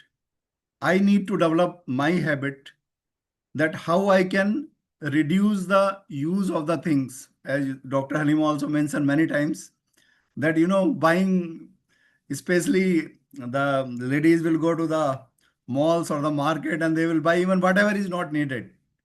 It is just lying like that. So anything which is produced, it has got a process, it got involved lot of energy, everything. So the use of the things, whatever you are using, reduce. Let it be, your house things, your own things, even the food. We are taking excess, we are wasting. So in our training also, we make so much emphasis on become waste conscious. So be it the natural resource, be it food, be it time, anything, we should not be wasting. So we should become the time wasting conscious. And we are creating awareness for that in the people. Wherever we are going, we ensure that people start developing a habit of not wasting the things. Reuse, whatever things can be reused, why we should, throw it. Some people will, use once, twice and just discard and do that. So reduce, reuse, and obviously recycle as a habit. So there is a process in most of the things. It can be recyclable, products we have. So we should follow this practice. And energy and water conservation at home and work. Very, very simple steps. So wherever I am not sitting, why should fan, light, AC should be on? That I am ensuring even in the office, even at home. Because this so-called the Gen Z or this young generation, sometimes they are not bothered at all that we should take care of this. So create awareness at home, at work. Every day, even 1 or 2 times, I have to switch off some of the lights or the fans in some cabin. Somebody is not there, he left and gone like that only. So we keep telling the HR also to keep, reminding people, putting the notice also when you are not there, or switch off before leaving. So this becomes a habit and we got to develop. So life is all about habits. We all are the slaves of our habit. So obviously we got to follow that. And then goes the business responsibility, the leadership responsibility. So this is so important nowadays because we have seen the concern where we are heading to because of all these growth, development. We are focusing on one aspect, we are neglecting the one aspect, and the result is in front of us. So we need to integrate the ESG into the core strategy of a business so that everybody is aware and everybody takes care. And nowadays, there is a focus on adopting the green technologies, circular economy, so that, whatever, I give very good example of yesterday, we were discussing about the fire in the petrochemical plant, one of the largest refinery, which was to be inaugurated yesterday in Bardmer, Rajasthan. But there was a fire in that. In the CDU, there was a fire, and that plant, that refinery was going to be one of the largest government sector refinery in India. So having all the outputs as an input for the next, whatever is the waste from the one process, it is the raw material for the next phase. So on, there is a zero waste from that refinery. So from crude to petroleum to the all type of gases, petroleum, and then whatever crude is left, that is converted into the polymer and the petrochemicals. So that is the circular. And now as a community and collaborations, these are very important. Alone government cannot do it. Alone individuals cannot do it. So there must be the government, businesses, and the people, the societies, they must collaborate. And obviously the local actions at society level, wherever we are living, and if there is an effort from the government, there is an effort from the people, it definitely creates the ripple effect. And we, in the partnership, we do a lot of innovations, we can scale the things, and we can move forward. So we are creating awareness at individual level, the organization level, the business level, the community level, and collaborating with the government. It will have definitely a ripple effect, and we can move forwards in a positive direction in improving that further. So now the most important thing is the last one, ma'am. Last slide. Very important. Last, fifth one.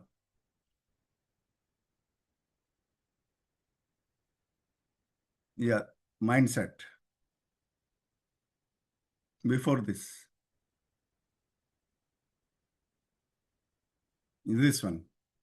So obviously, future mindset. See, everything starts with our thought process, the mindset shifting. So if whatever we are today is because of whatever we did in our past, but and whatever we do today is going to affect our tomorrow, our next generations. So the future mindset has to be there. We got to be aware, we got to be conscious, and whatever we need to act today will decide our future. So think long term. We should not be just thinking of now. We should be thinking of the future generations, of the long time, beyond the immediate gains, beyond the instant gratification. And we got to invest for the next generations. We got to create awareness in them. We got to be aware of ourselves. And every decision today will shape our future, will shape the future of our Mother Earth. And we need to be aware of that. We need to practice that, and we need to create the awareness in the generations. Ji ma'am, next.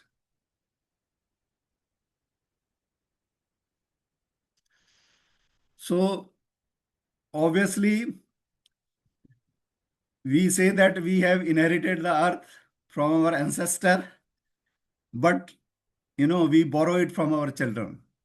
So we got to take care of our next generations, our generations to come, that we leave something good for them. We need a clean air, we need clean environment, we need all the hopes and good living things for them. Not that they are only in the crisis because of the global warming, because of the pollutions, because of the so much carbon emissions, very high carbon footprint. So obviously there are efforts, and we got to think over it. Okay. So now let's cool the earth and calm the world. With that, I close my presentation. Any questions to anyone? Please open for this one. Thank you.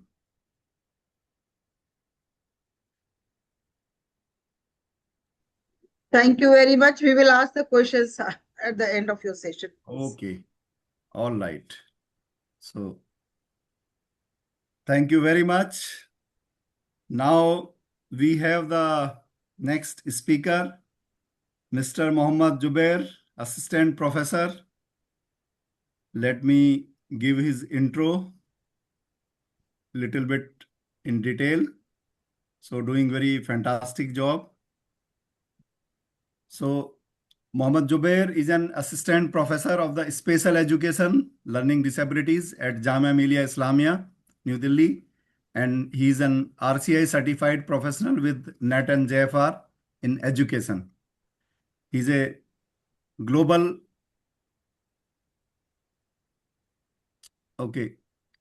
keynote speaker and consultant. He specializes in inclusive education, learning disabilities, educational psychology, and applied behavior analysis. So let's welcome Mr. Mohammad Jubair for his enlightening thoughts. Welcome, Dr. Jubair. Thank you, Narendra sir, for inviting me.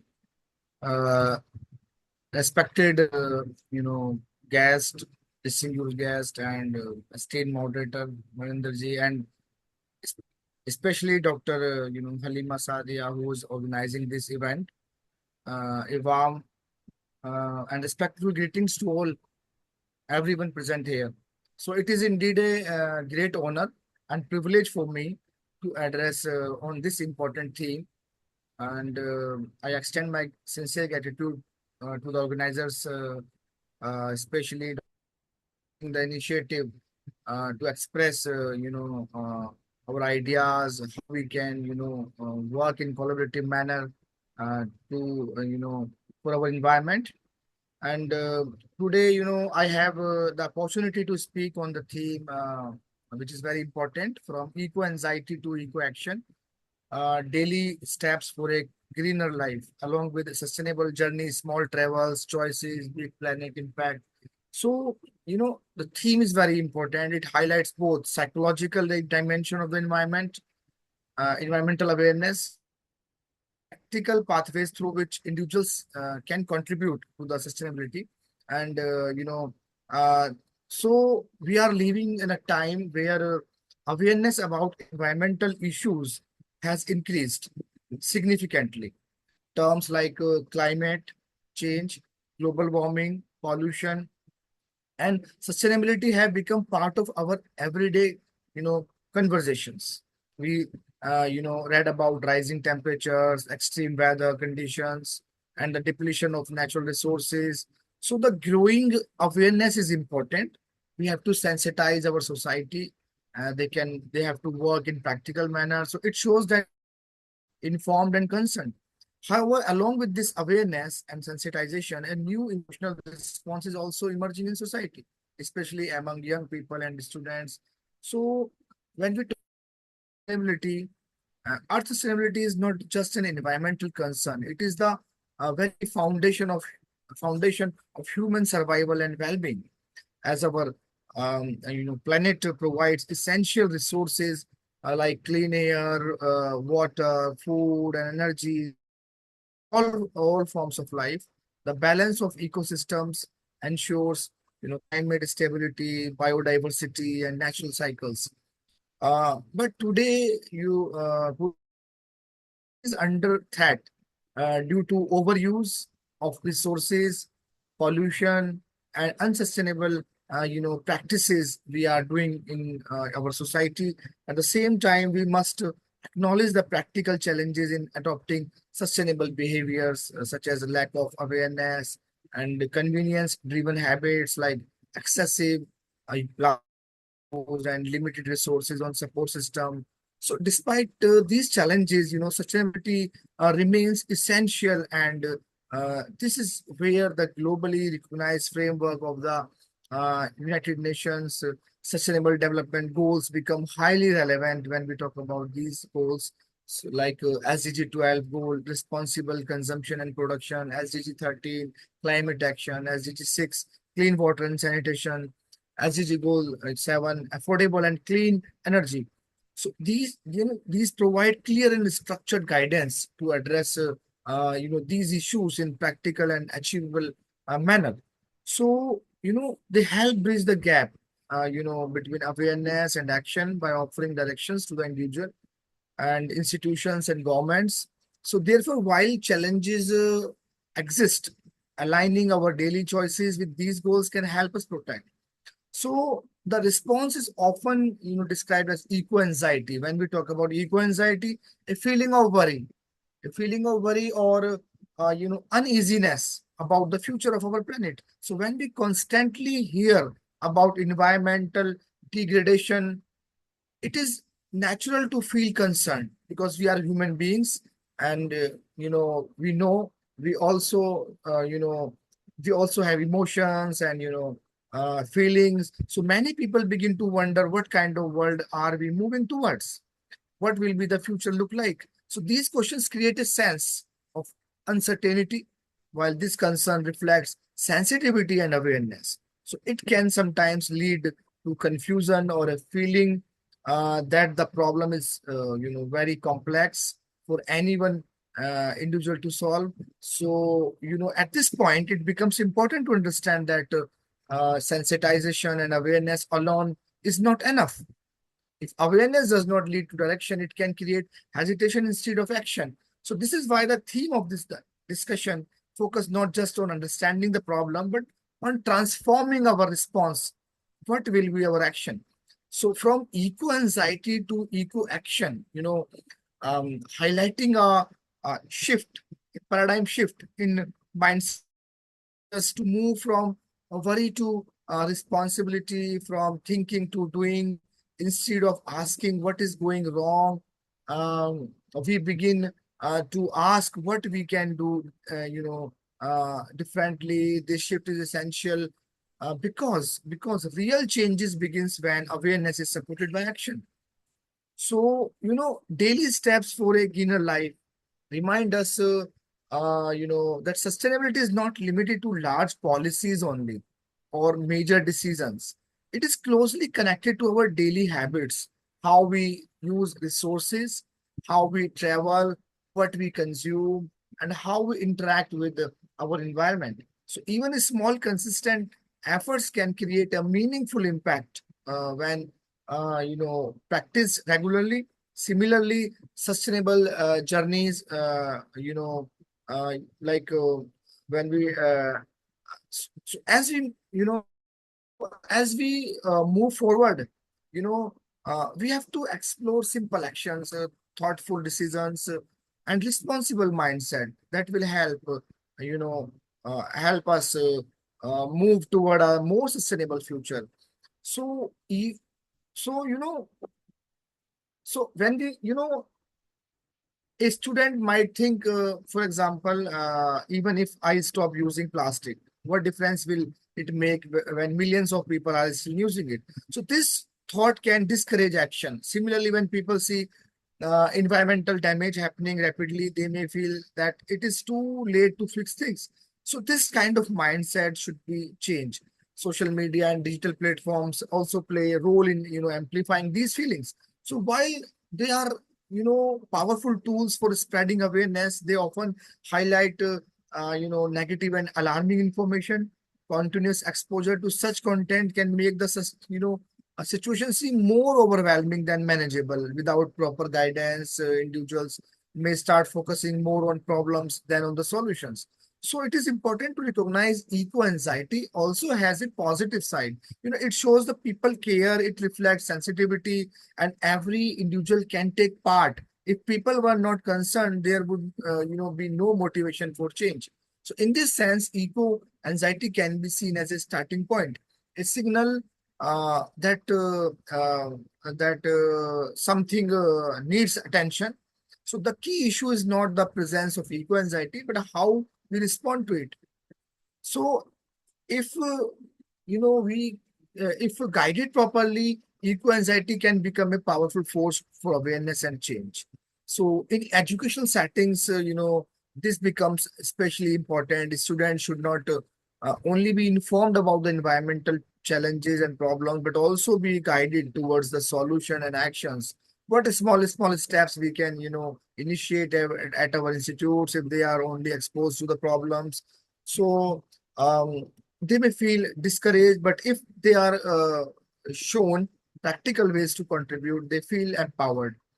For example, instead of just teaching about pollution, and educators can involve the students in activities like waste segregation, recycling projects, or tree plantation drives. When students and national service scheme, and when students participate in such actions, they realize their efforts do matter.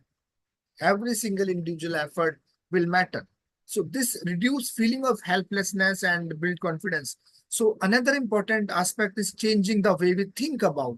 That is important aspect, because instead of viewing environmental protection as someone else's job, like government will do everything, or the NGOs or the organizations who they are working for the welfare of the society, we must understand that each and every stakeholder responsibility is important in the society, and every individual has a role to play.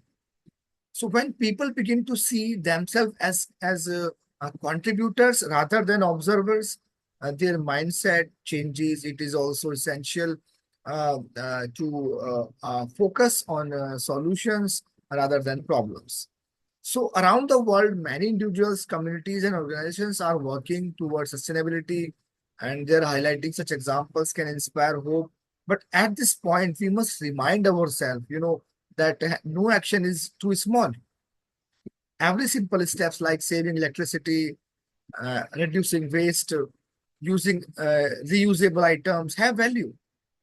When millions of people adopt such practices, the collective impact becomes significant.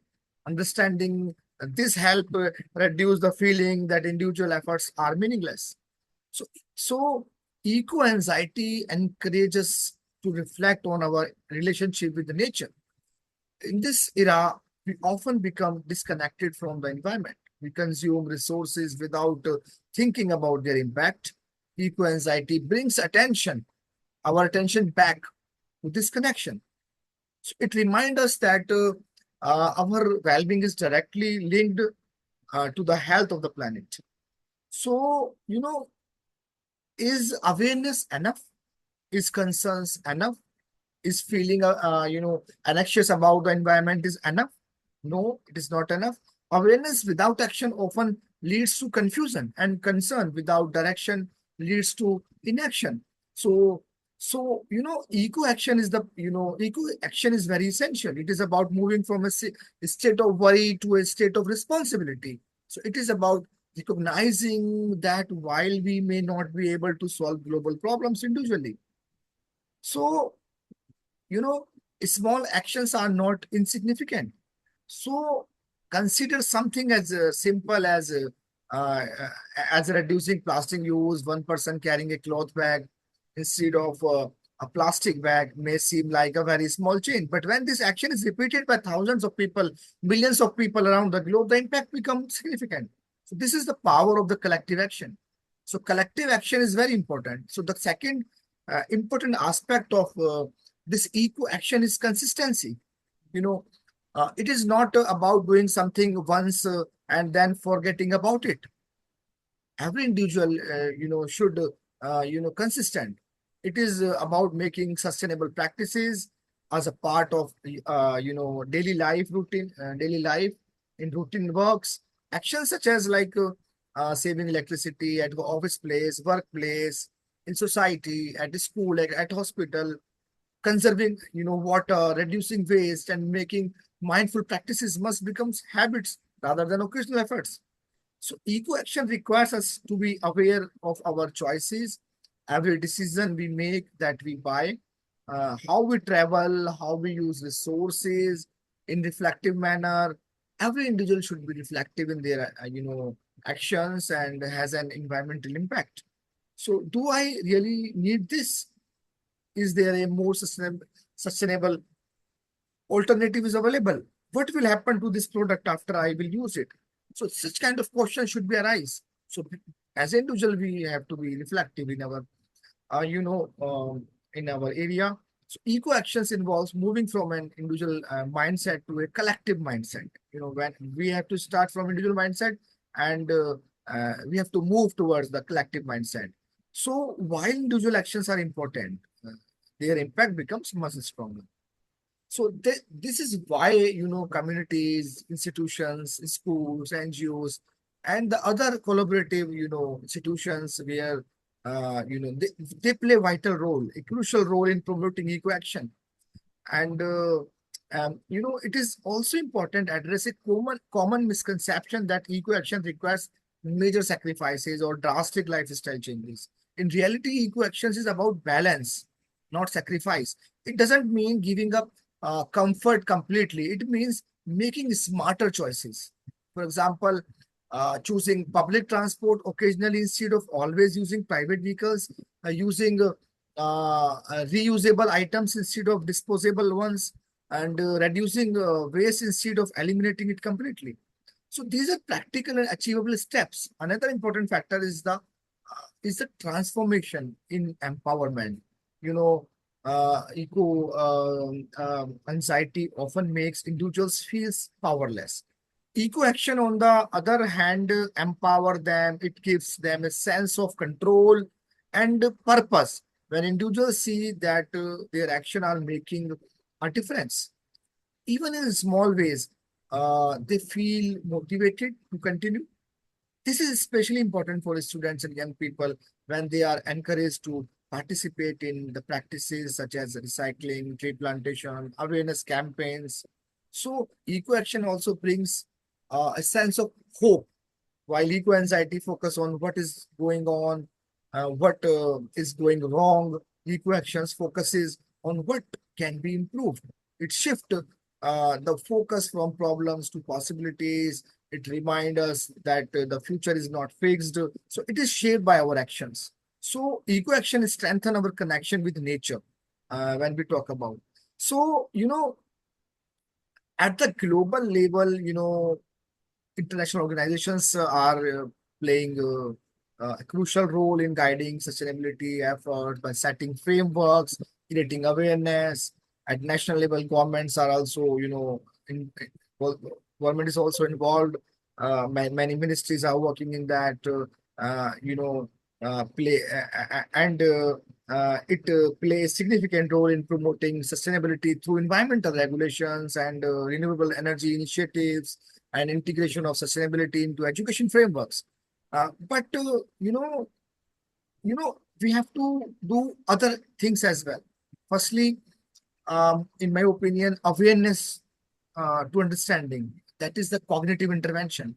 When we talk about the cognitive intervention, so the first and most important intervention is to develop clear, balanced, and solution-oriented environment and environmental awareness among learners, among our students. In many cases, environmental education focus heavily on theory part, on problems, like they should be aware about problems. But we have to make them reflective in practical and in practical manner. They have to think and reflect about the solutions. So the key strategies to in this intervention is to ensure that every environmental issue taught immediately, followed by simple actionable solutions. At every stakeholder should take part in that at every stage. For example, plastic pollution. Instead of only showing images of polluted oceans or harmed animals, the teacher can demonstrate alternatives such as cloth bags, steel bottles, or reusable containers. So this kind of initiative we have to take. So the intervention promotes the critical thinking skills. So students begin to analyze not just what is wrong, but why it is wrong and how it can be improved. That is the mindset. Secondly, emotional regulation. Psychological intervention is important. The intervention focuses on, addressing the emotional dimension of eco-anxiety by helping learners recognize, express, manage their feelings in a healthy and constructive way. The key strategy for this to provide safe space for open discussion and reflection. Teachers should, actively encourage dialogue rather than simply delivering information, bombardment of information to the students. This can be done through classroom discussions. Reflecting, writing, group sharing, or guided conversations will definitely, help. For example, a teacher can begin a session by asking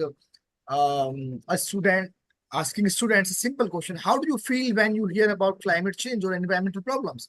A student may respond with answers like fear, sadness, worry.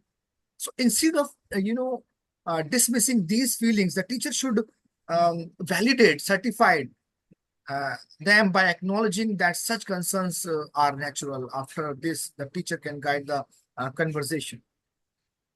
So this approach builds emotional resilience. Students learn that feeling concerned about the environment is not a weakness, but a sign of awareness. More importantly, learn how to respond.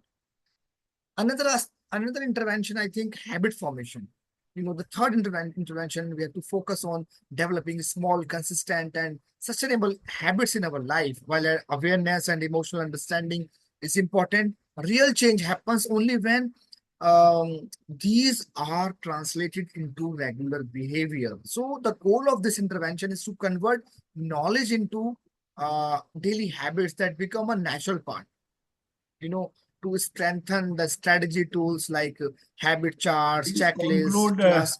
Mr. Zubair. Okay. So experiential learning we have to provide in our education system while we have to talk about these things. Sustainable lifestyle training we can start, and sustainable travel practices. Lots of things we can do, in my opinion. So lots of discussion should be there. But in practical manner. Community engagement is another aspect we have to be work on that. Policy alignment, and everything will work for that. Reinforcement and motivation among the stakeholders should be acknowledged and recognized. So I am concluding that as we come to the end of the discussion, it is important to pause for a moment and reflect on the journey we have taken together. We begin by understanding the growing concerns surrounding environmental issues, how this awareness often leads to a feeling of uneasiness, commonly referred to as eco-anxiety. The central idea is that guiding this entire, conference should be the transformation. Transformation is not automatic. It requires continuous efforts, proper guidance, and a shift in mindset. Eco-anxiety makes us aware. So, this is why the concept of daily steps for a greener life is important. And we begin with awareness, understanding. We then move to the importance of emotional regulation. So we can move and focus on habit formation. So every step will work. So at this stage, it is important to ask ourselves a few simple yet powerful questions. Are we willing to take responsibility for our actions? Are we ready to make small changes in our daily lives? Or are we prepared to move from consent to commitment? So thank you all of you for providing me the opportunity to speak on this important theme, which is very essential and important for each and every stakeholder who are living at this center. Thank you very much, Mr. Mohammad Jubair. Thanks for giving, such a simple steps, absolutely, simple language. So definitely let's give a round of applause to Mr. Mohammad Jubair for, creating the awareness about the sensible habits, travel habits, how we can save the energy, small steps, how we can, overcome the eco-anxiety which is created by this. And all the, he mentioned various SDGs and renewable energy, saving water, electricity, small steps. So thank you so much. And now we have our youth voice, and I would request Saman Jabin, who is pursuing masters in special education, to enlighten us with the youth views on the topic. Thank you very much. Welcome, Saman. Good morning, respected organizers, eminent speakers, and everyone joining from across the globe. As I told, my name is Saman Jabi, and I am a student speaker currently pursuing MAd in Special Education with a focus on specific learning disabilities. Standing here in a global conference, even in a virtual space, I feel both humble and responsible because as a student of education and especially special education, I see sustainability not just as an environmental issue, but as a human issue. One that affects living, well-being, and the future of every child we work with. Today, I am speaking on the theme from eco-anxiety to eco-action, daily steps for a greater life. Let me begin with something honest. As a student, we often feel eco-anxiety in a very real way. We read about climate change, we study its impact, we hear about uncertain future, and somewhere deep inside, we ask what kind of world we are preparing for. And when you are a special educator, that questions becomes even more meaningful because children with specific learning disabilities and other disabilities already face challenges in adapting to system around them. Now imagine adding environmental instability, health concerns, and resource limitation to that. It can feel overwhelming, but during my journey in education, I have learned something very important. Change in education always begins with small, consistent practices. And the same applies to sustainability. We don't need to wait to become policymaker or global leaders. We can begin as a student educators. Let me connect with our daily lives. Even as a student, our travels choices matters. Choosing to walk within campus, sharing transport with peers, using public transport instead of individual vehicles. These are not just eco-friendly actions, they are responsible behaviors we can model for others, and a future educator's modeling is powerful. Similarly, in our classrooms and training setting, we can promote sustainability in simple ways, using minimal paper and shifting to digital resources when possible, encouraging the use of material for teaching learning aids, curating low-cost eco-friendly TLMs instead of plastic-heavy resources. As a special education student, I personally see how creative and sustainable practice can go together. For example, using recycled material to create multisensory learning aids only support children with SLD but also reduce waste. This is where sustainability becomes inclusive. Now let's talk about eco-anxiety again. The problem is not that we will feel anxious. The problem is when we feel powerless. So instead of asking, can I solve climate change? We should ask, can I make one better choice today? Because action reduces anxiety. Even small actions, switching off unused devices, reducing water wastage, carrying reusable bottles, being mindful of what we consume. These are simple steps, but they create a sense of control, and the control builds confidence. And when we, as educators, feel confident and responsible, we pass that mindset to our students because children learn more than what we do than from what we say. So imagine this a classroom where sustainability is practiced daily, where children, including those with learning disabilities and other disabilities, are taught not just academics but life values, where caring for the environment becomes part of their learning experience.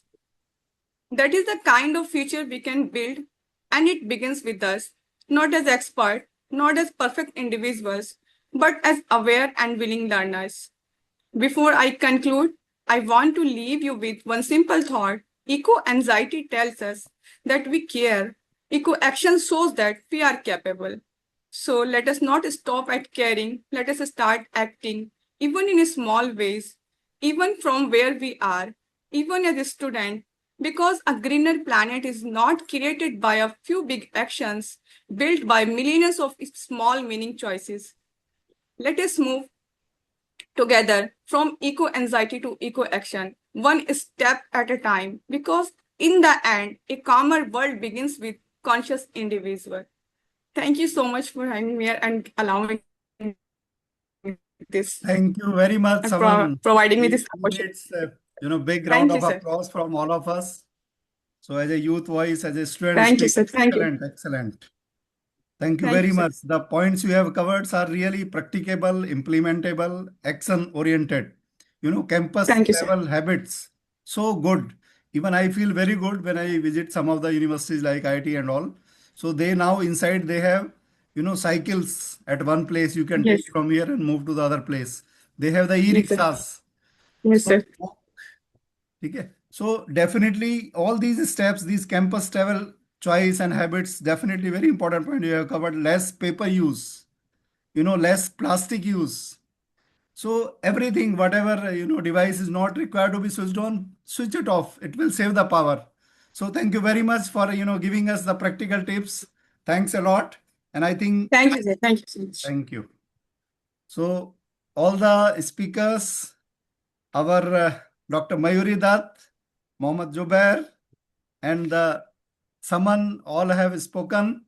If you have any questions, we have, couple of minutes to discuss and share. And I can tell you what practice I am following. We three people, we used to go to the office in separate cars. Now for last 8 months, we use the one car. It will pick up 1, 2, 3, and it will drop again 1, 2, 3. So that is one step. In our office, we have removed this plastic bottle system. We have provided SS bottle to everyone. So that will also reduce the plastic use. Then similarly, at our home also, we have removed so many things. We will not use all these plastic things. So reduce the use of things which are harmful to our planet up, and it will, these are the actionable points. Saving energy, walking, travel habits. Lot of focus has been done from the Mohammed Zubair as well as Dr. Mayuri and Saman about the, travel habits. It affects a lot. And obviously, whatever is happening globally, we are always there that we are at peace. And once there is, because lot of carbon prints have, whatever we control, everything, goes away. So, Dr. Halima, thank you very much.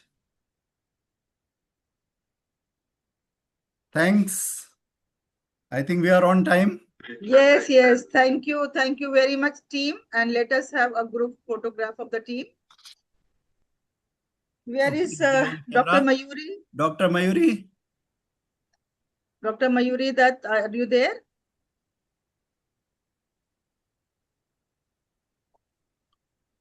Okay, so yes, Mayuri ma'am is also here. And ladies and gentlemen, a big round of applause to this team. It was really wonderful. They've completed on time. And yes, of course, their session was a wonderful session. So with this, we are going to click a beautiful photograph. Narendra ji, what happened to you? Narendra ji, you are stuck. I think some network issue. Mr. Habib, you are in the next session. May I request you to kindly change the virtual background?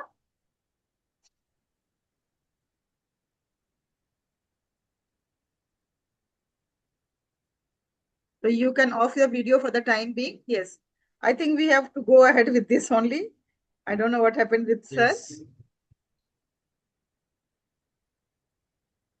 Okay, so a big round of applause. Thank you. Thank you very much.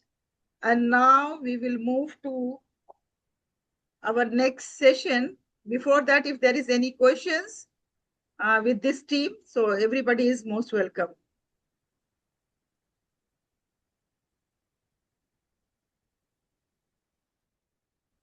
I think everything was very clear. So that's why the things are clear. So now we'll move to third session. Okay, thank you. Yes. Thank you. Thank you very much, everyone. Team B, thank you very much. Now with this, we are moving to third session. By the grace of Almighty, we have completed 2 sessions and both have gone extremely well. I'm really very happy.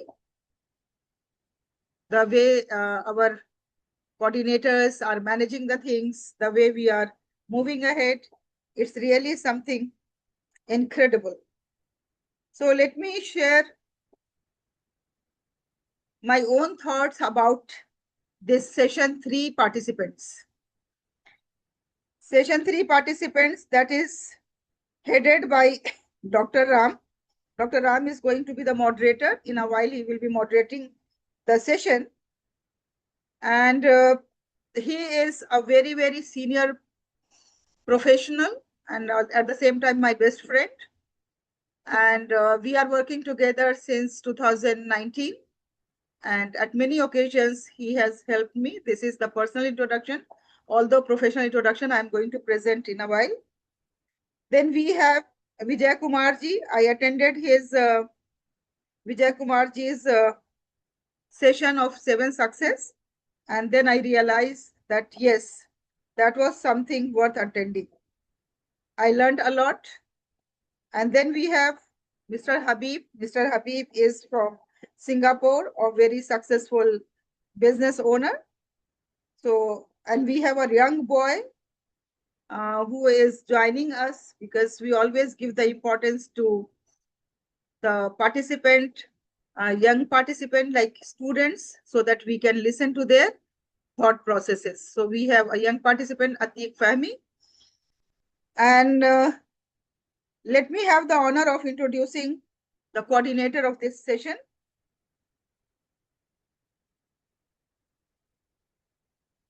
The moderator of this session is Dr. P. Ramanathan. He is the founder and managing director of ACE International PT Limited, Singapore. He is a PhD holder in animal science with the research application of biomedical field with more than 25 years of experience in research, development, learning and development, and business and development in India, Taiwan, and Singapore. He is currently holding several management positions and membership in social organizations and professional associations in national and international level. He is very much interested to formulate institute and industry partnership based upon the United Nations Sustainability Development Goals, UN SDGs, to provide real-time learning, on-job training, experiential learning, internship opportunities, students exchange programs, faculty development program, and to create better startup ecosystem in the institutional atmosphere under STEM-related projects, UN Sustainability Development Goals, Climate School, New Generation Technologies, etc. With this, I would like to request Dr. V. Ramanathan to kindly take up the session and present it as the two other moderators have presented it very well. So wish you good luck. Dr. Ram, over to you. Good morning, all. Thank you, Dr. Halima, for having us for this wonderful session. It is great effort, and I have to congratulate you for your continuous effort to show for the society and the human well-being. Thanks for the colleagues, Mr. Habib and Commander Vijay Kumar and Adrik and myself. I'm the moderator for this session. She has already explained the things. I would like to invite Mr. Habib as the special guest today. Habib is passionate about sustainability and impactful leadership.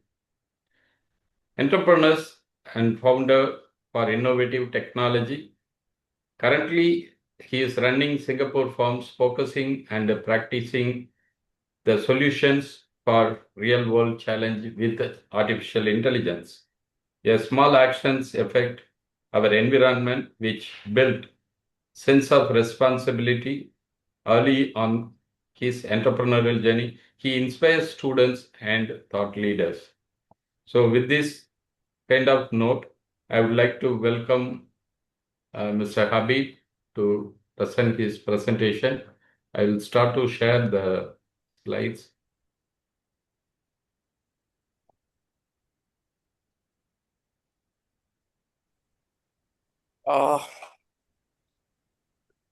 Yes, over to you.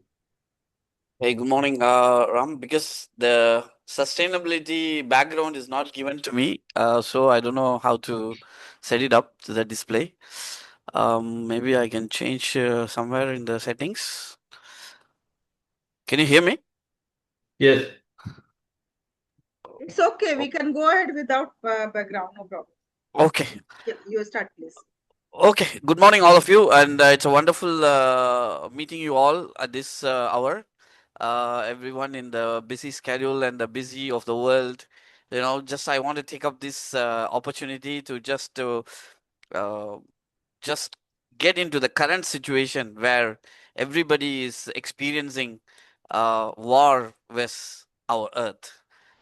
Okay, so who pay the price is the topic that there are so many topics was given to me in which I choose this in order all of us to rethink and also have to relearn some of the concepts that we already learn everything from the basic, but again we go back to the same old age, the stone age. So which I want to all of us to kindle our thought to go back and sit down and think about our earth, which is very important at this moment of time. Okay. Can I control it, or can you go to the next slide, or Ram? How is it like? Can I control it myself, or okay? So who pay the price? Either I think you carry on with the next slide. because if I control it easy, otherwise every time I have to tell you to change the slides, you know. Yeah, I will do it for you. Maybe you can tell next slide. So Okay, next slide maybe. So whose fault is it? Is it each of us can blame each other, like you, me, or which country or whatever? Okay. So even any of the forest burn, it is not belongs to any country. It belongs to the entire world. So when the air is polluted, it does not stop in the border of that particular country. Suppose you say, if the forest is burned in Indonesia, we will take an effect in Singapore and in Malaysia. So this is how it affects everybody, every one of us. It will even affect in our home. It will enter into the war is not happen somewhere else in the world. It happens inside our home, inside our roof. That is what we have to remember this. So tell me, are we fighting each other? Are we fighting our own future? That is what we have to think about it. I think you can go to the next.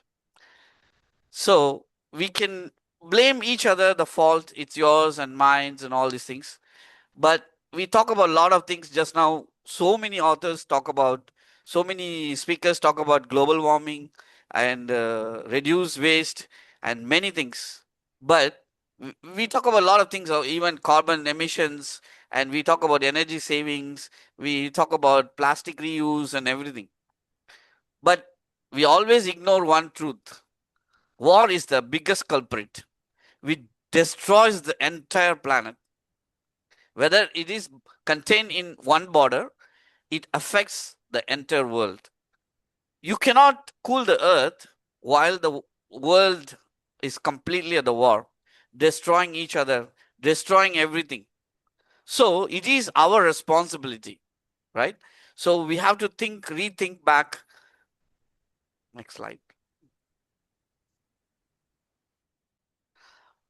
Come next slide.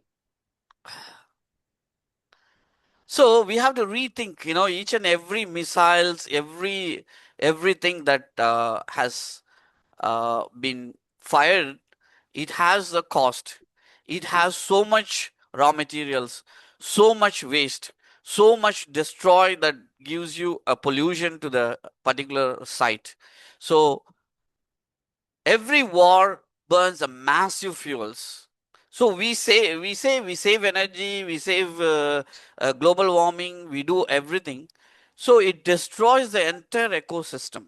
So once it destroys, when we do the reconstruction, so there is another massive emission of carbon. So much footprint of carbon.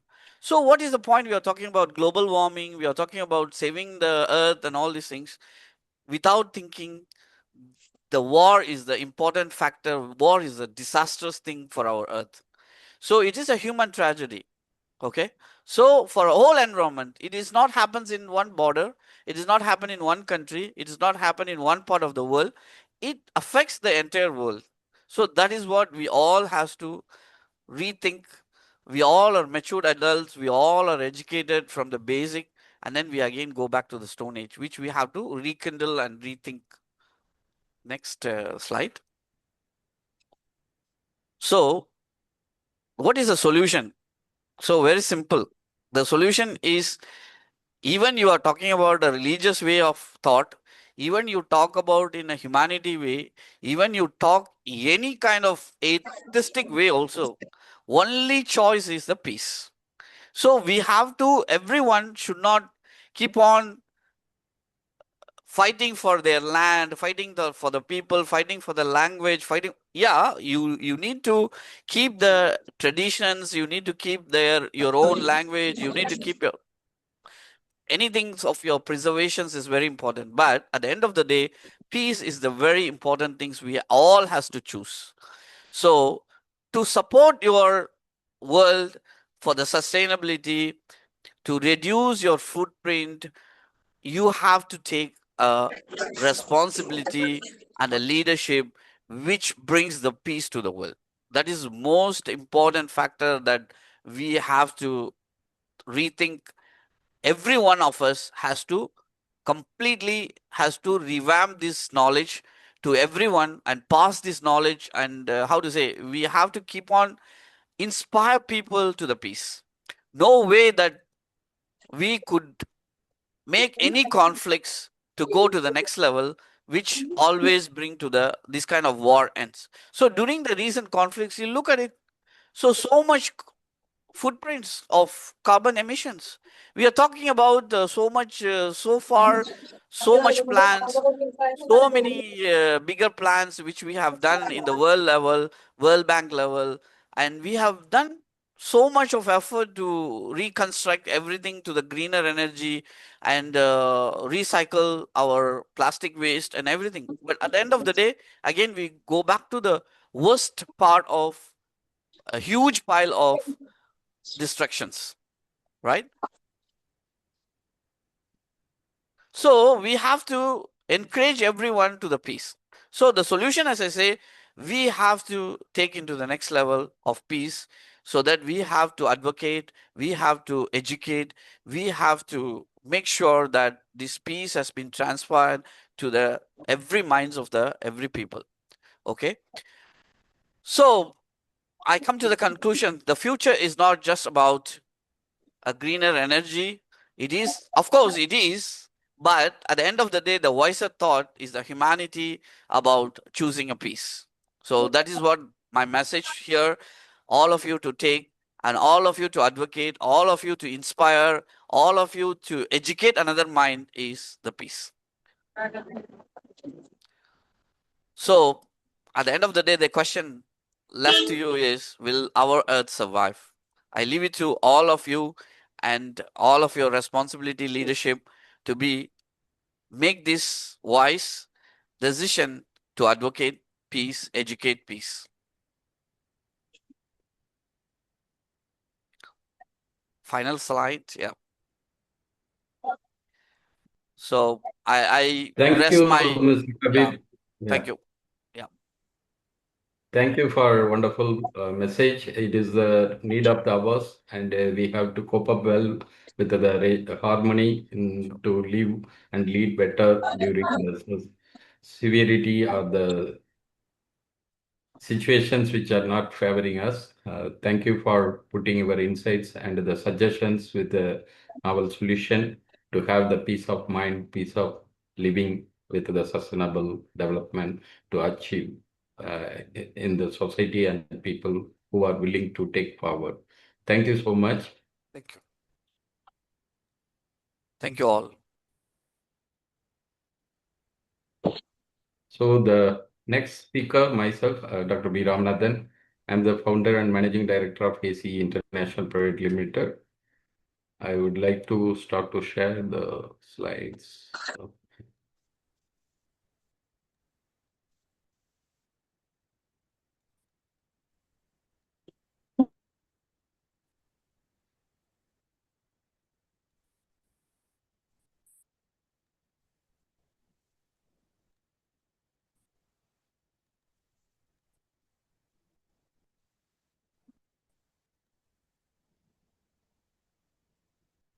So today we are having this wonderful session, sustainability conference, which are making the record for bringing all the people to come together and having the sharing session and a takeaway for our future aspiration, how to make the sustainable living better for the human being. Today my topic is sustainable living from awareness to action. There are a lot of slogans, a lot of words, a lot of hearings about sustainable living. It is making the ecosystem and being with the environment, safety, and saving the water and saving the resources, saving the energy, and so on. Sustainability must need to begin with the awareness, but always taking about towards the action oriented performance only, making the real-time change. We are celebrating the different aspiration for the sustainability, like Earth Day or any other sustainable living conference or event, workshop, or any learning aspiration would added value. But we have to think and prosper well. How do we accomplish ourselves for this sustainable living? The Sustainability Development Goals covered 17 parameters, which are very much important for the society to transform well, along with the Sustainable Development Goals prescribed by the United Nations. Many countries are willing to keep up these 17 goals in order to adopt and apply to the environment through the business, education, or people orientation, or better living kind of aspiration by the government. They are making a lot of policies. They are spending more money towards it. There are a few tips for sustainable lifestyle. Responsible consumption. We have to consider the responsibility when we are consuming the materials or any food or any other resources. We have to be very responsible. Sustainable mobility, which are making the sense for saving energy, clean earth, like carbon emission and other things. Fossil fuel vehicles must need to reduce for the conditions. Sustainable food, the organic farming, organic way we are producing the food without any artificial or synthetic fertilizers. So that way we have to protect the soil and the environment. Sustainable design as well as recycling, reduce, reuse, and recycle kind of aspiration. Environmental education to use the non-conventional energy sources, not to spoil the earth.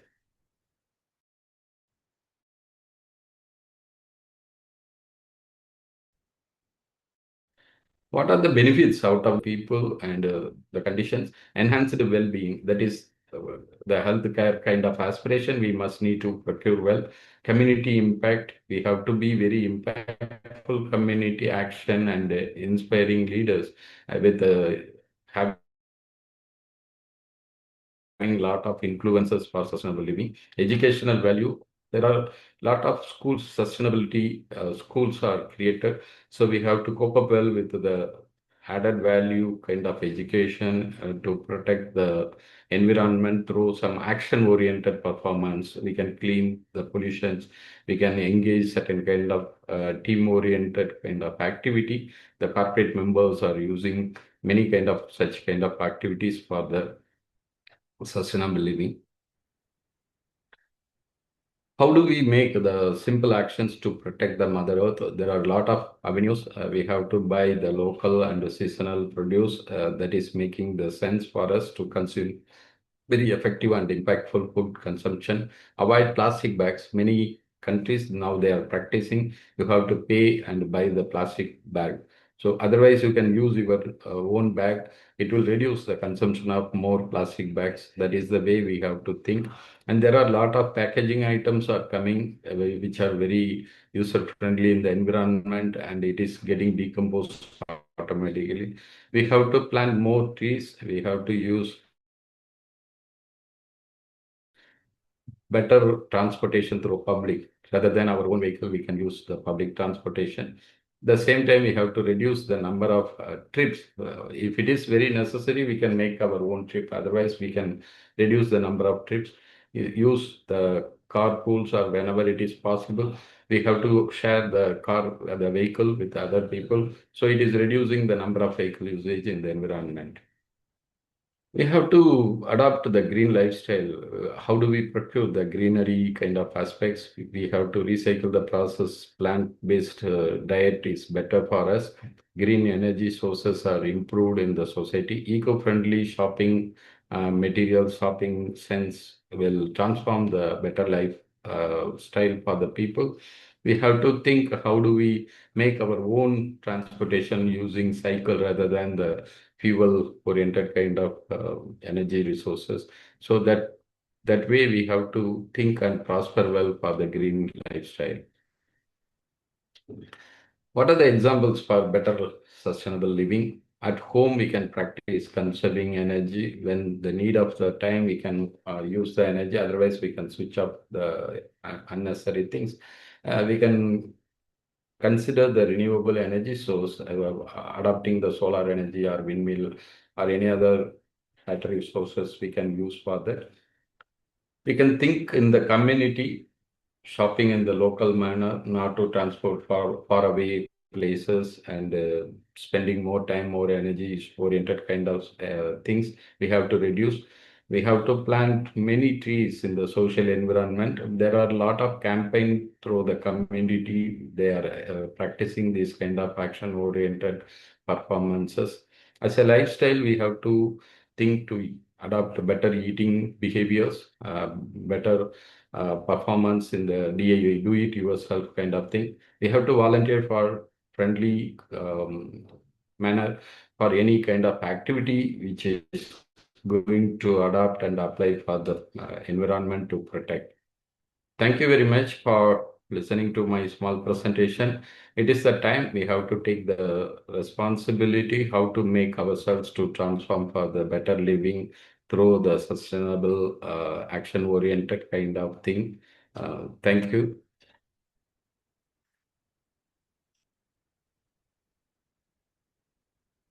So the next speaker is Commander Vijay Kumar. I would like to introduce him first.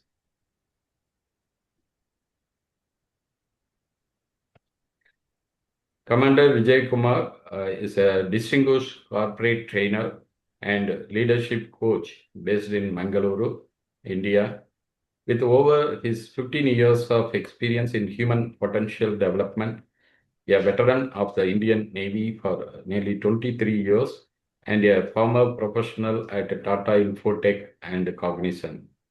He specializes in high-impact programs like the 7 Habits of Highly Effective People, having facilitated over 250 batches for corporate managers. Commander Vijay Kumar is uniquely qualified in both modern management and ancient wisdom. Holding an MSc in Yogic Sciences completed at age 66, which he integrates into his proprietary 7 Secrets of Success. The course which is influencing more people to transform their leadership roles.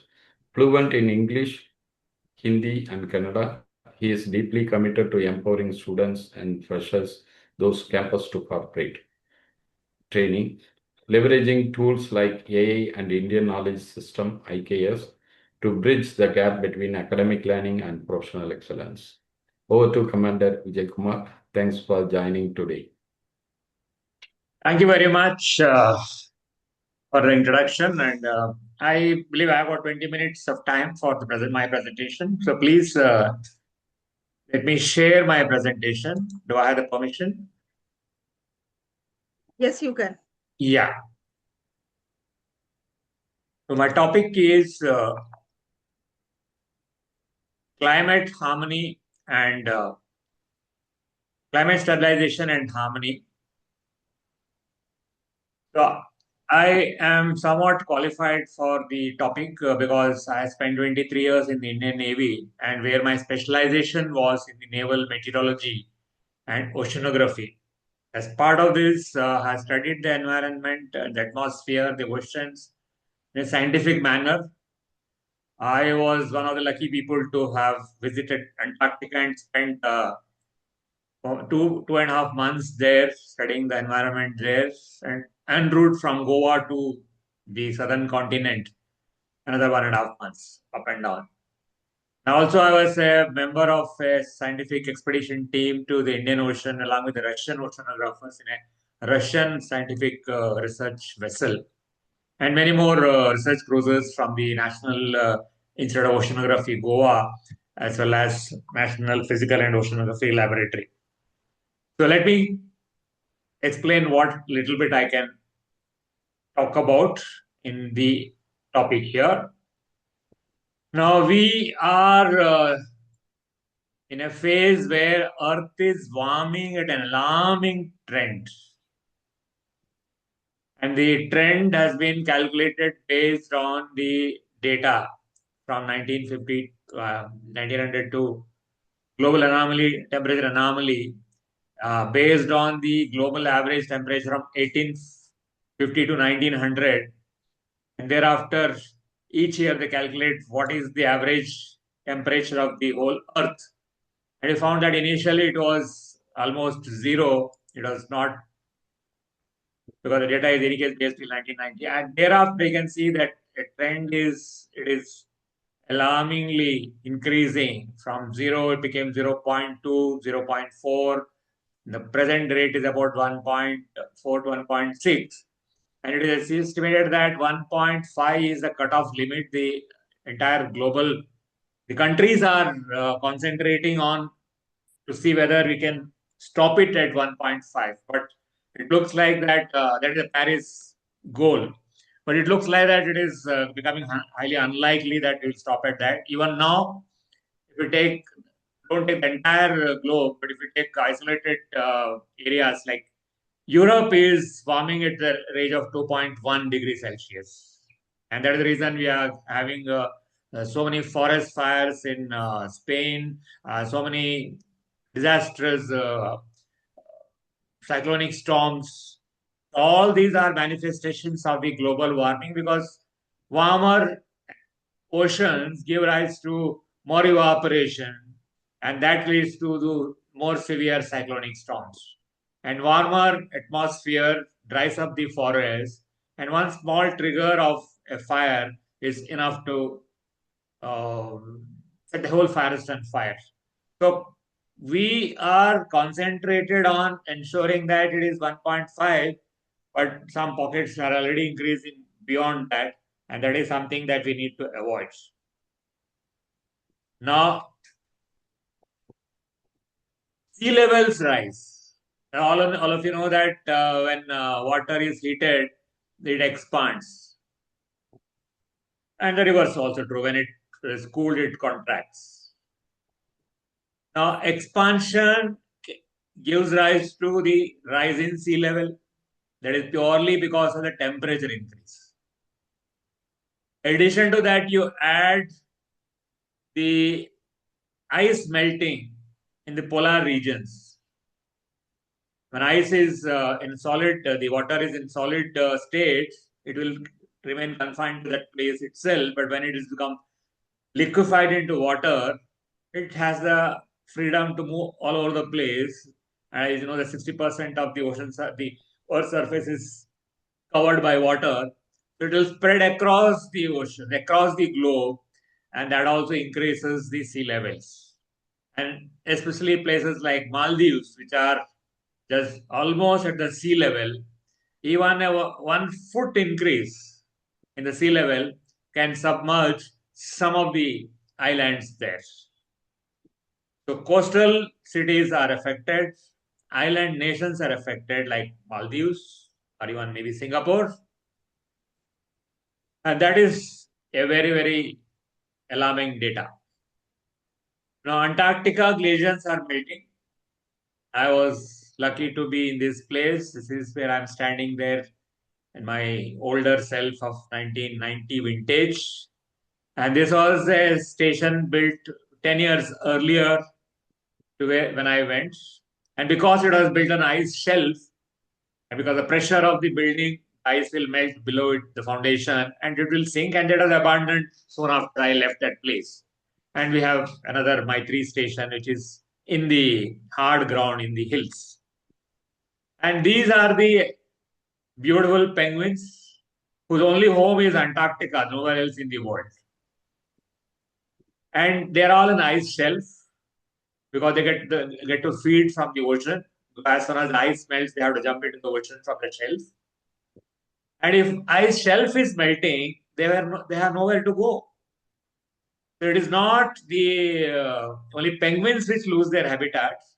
The melted ice will get into our coastal cities and the island nations, and along with the penguins, we will be deprived of our own abode and survival. So we have to think of reducing the global warming, one from direct impact of the solar radiation onto the oceans and increase of water level because of the expansion of water. And secondly, prevent the glaciers from melting. It is not only the glaciers in Antarctica, it is also glaciers in various land areas like Himalayas, Hindu Kush Mountains. Recently, I went to Uzbekistan for a tour, and their river is fed by a glacier. If global warming continues and their glaciers melt, there will be a situation where there will be no water to drink because that place doesn't get that much rainfall that it can sustain throughout the year. So the entire summer season is the water supply is from the glacier melting. And it is, they have got some part of the landmass as the desert. Now, we do not want any increased desertification because of lack of water. Even Arctic, now someone is sharing a good news that we can traverse through the Arctic Ocean, which is otherwise covered by ice throughout the year. Arctic ice is melting and there are shipping lanes which are going to be open. Well, the shipping lanes opening is a good news, but Arctic warming and reducing the ice cover is again an alarming trend. So what will happen if extreme weather continues? What happens when the atmosphere heats up? Heat waves, temperature increasing to 5 to 7 degrees Celsius from the normal for that particular season or that week is considered as a heat wave by definition. Heat waves have killed, I think, 16,000 people in Europe last year. Every summer, you'll get to find that in countries like Spain, there are forest fires, there are heat wave conditions, people die of dehydration. So that is one thing. And opposite of that is the floods, because increase in atmospheric temperature will increase to increased evaporation from the ocean, leads to more severe cloud formation, and that leads to cyclones, and the cyclones will traverse from one area to another. It won't be confined to one particular area. It will go from country to country. The Atlantic Ocean, the Pacific Ocean, and in the Indian Ocean, it will start maybe from Pacific Ocean, then traverse Malaysia and Thailand, then come to Bay of Bengal, and then come to Indian subcontinent. And there are occasions where it has crossed this Indian subcontinent and gone to the Gulf nations. So it is a global phenomenon. You can't say that Earth is warming somewhere else and we are not affected. No, we are always affected. So that increases the chance of floods and the disasters. And as earlier someone mentioned, Mohammed Habib sir mentioned that reconstruction will take another carbon emission, because again, cement has to be produced, steel has to be produced, and when constructions take place, there will be dust in the area, and that dust will increase the pollution levels. So all those things. So sometime there are floods, and opposite there are sometimes droughts, because the rain pattern changes. Even in India, we've seen that monsoons have become more intense in the last few years. At the same time, some areas do not get rain at all. And that is the case in most of the places. There is respreading. And if you think that, we are not affected, even 10% reduction in the rainfall at a particular season, which is sowing season, and the rain comes after 1 month, the sowing season is gone. And because the crops depend upon the temperature of the ocean and the seasonal factor, if you sow 1 month later, the yield may not be that great. So we need rains to come at a well-ordained time so that it goes to that cycle of its growth. You can't say the annual rainfall is so much, and instead of coming from June to September, I will get it from August to November. It is of not much of use. So droughts take place and cyclones, and you have seen every year you'll find more intense cyclones, more intense hurricanes. All those leading to destruction are because of the global warming. Global carbon dioxide emissions, 38 billion tons. You are pumping 38 billion tons of carbon dioxide into the air. And carbon dioxide is a greenhouse gas. That means whatever the earth radiates as infrared radiation, that is the heat radiation, the carbon dioxide occupied in the atmosphere, it sends it back. That means the earth does not have a chance to cool down, because whatever it sends out, part of it comes back because carbon dioxide is occupying the Earth's environment. And what are the main reasons of the CO2 emissions? Of course, we have got fossil fuels, which are unavoidable because we can't help. We can't, we have to use coal, especially in countries like India, we have to use coal. And we have enough coal, but then we still have to import from countries like Australia. We have to use oil and we have to use gas because without this, we can't survive. But then we can reduce the use, as Narendra Singh ji told in the middle. We can use carpooling. We can avoid trips which are unnecessary.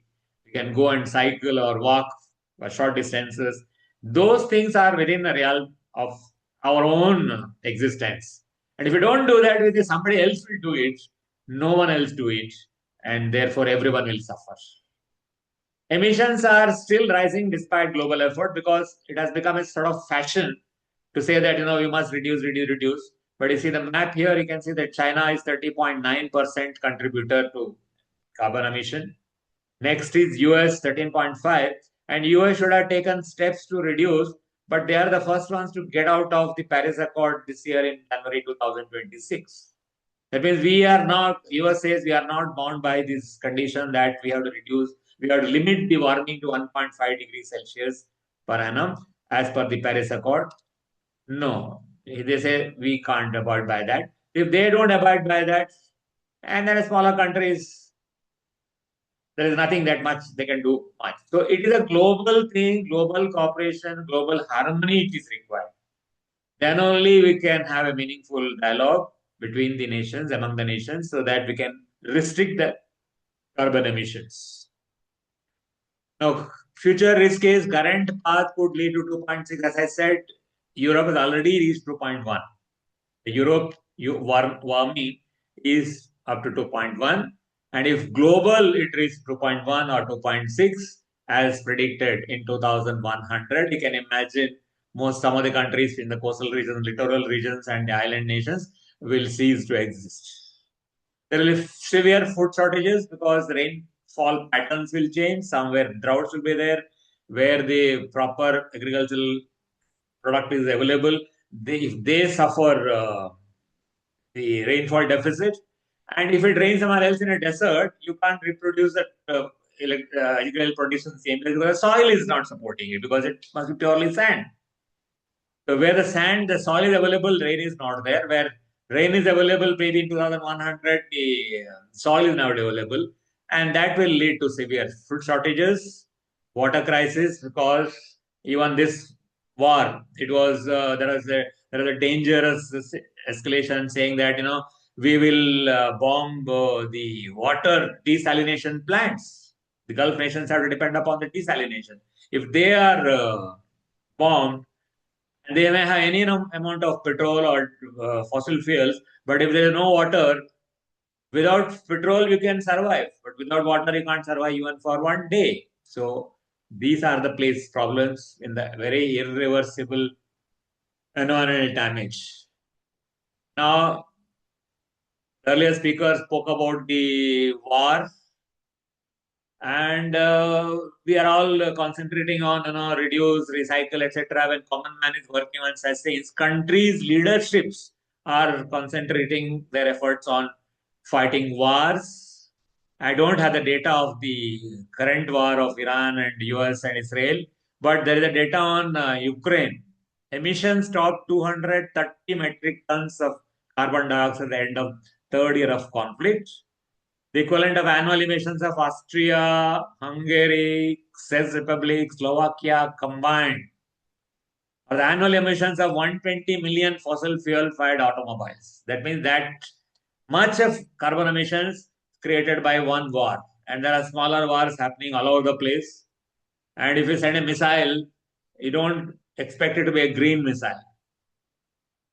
Forest cover is depleting. Between 2001 to 2004, I got the data for India. India lost 2.3 million hectares of tree cover. But trees absorb the heat, trees absorb the carbon dioxide and reduce the greenhouse gas contents. And if you say that we'll cut the forest and reforest it, afforestation, that doesn't help to the same extent because it leads to the loss of biodiversity. In the natural forest, you cut the natural forest, fan it across, and that another tree will take some years to grow. And in the meantime, probably we'll have to transport oxygen using oxygen cylinders. Whereas otherwise, this green cover was supplying oxygen to the entire humanity. So we do not want this to be replaced by this tank.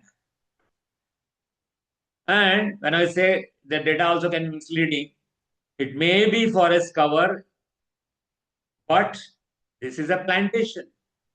This could be a tea plantation, it could be a coffee plantation, it could be a rubber plantation, which is popular in South India. And that is not going to have the same effect as having a proper forest for the global warming. So the data can be misleading. That means overall the forest cover may be actually reducing, even though there may be green cover. It is not actually green forest. So what is the solution? Global harming. Why global harming matters? Strengthen multilateral agreements under the Paris Agreement. Countries, except one country, is there in that. Energy transition. So all this urban redesign, all those things have to be done. Open progress. Hopefully, countries will abide by their own agreements. As early as 2026, India is doing quite well. Renewable, we are into so much of solar. We have got dams giving hydroelectric power.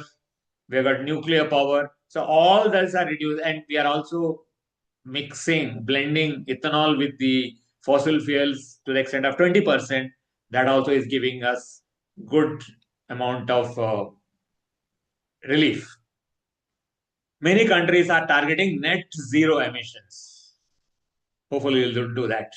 Now, I'll tell you, end with a small story. There was a bird in a beautiful forest, and for 10 years, the bird has been living there. Generations have been living there. And one day, maybe because of the heat waves, because of the global warming, the forest fire took place. And the villagers nearby, they contributed by bringing buckets full of water, trying to douse the fire, because even the tree in which this bird was settled for 10 years, without any expectation from the bird, it has given shelter. That bird said, I also need to do something about it. It went to the nearby lake, took one drop of water in his mouth and trying to douse the fire. And there was a monkey standing there and watching the thing. And he was saying, what stupid things you are doing. Because your one drop of water is not going to stop the fire from spreading. Let others are doing it. Why do you want to bother? You go to some safe place. And the bird said, no wonder others call you monkey, because you don't understand. I have lived in the tree for 10 years, my generations, and the tree has not expected anything from me. Now, this is the occasion when there is a chance that I can give back to the tree what I have got it from the tree. Along with these people, let me put my own drop. It may douse, may not douse the fire, but I have done my bit. So be a bird, because even a drop when driven by purpose can fight a fire. So we have to tell ourselves, let countries do whatever they want to do, let the leaders do whatever they want to do. Me as a human being have to contribute my drop. So the lesson is climate solution is not about one big action. It's about millions of small committed ones, because every drop counts. Every small effort counts. And it is for us, and especially the youth, to contribute, understand, and ensure that they leave their world to their future generations also. Thank you very much. Beautiful, beautiful. Thank you. Wonderful. Thank you, Commander Vijay Kumar. It is a really beautiful, very wonderful talk. A lot of insights, inputs from the Antarctica towards the Mother Earth in many ways. And the war crisis also destroying and exhibiting many pollutions and the condition situation very worst as of now. So take away for the people, even our small action like the bird, putting one drop will make the sense for making the sense for the people to take the measurements and the steps which are going to change and transform the better living atmosphere for each other. Our next final youth voice, the speaker, Attic Fahmy. I would like to introduce him.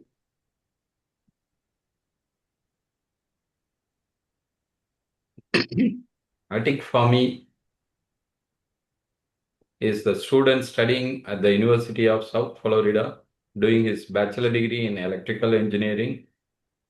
It is a privilege for him to speak today on Earth Day, representing the voice of the youth in shaping a more sustainable future. He is more enthusiastic and eager to share his speech, and it is having certain kind of values for all of us. I would like to welcome Attic Fahmy to deliver his speech. Welcome. Thank you for giving me the floor.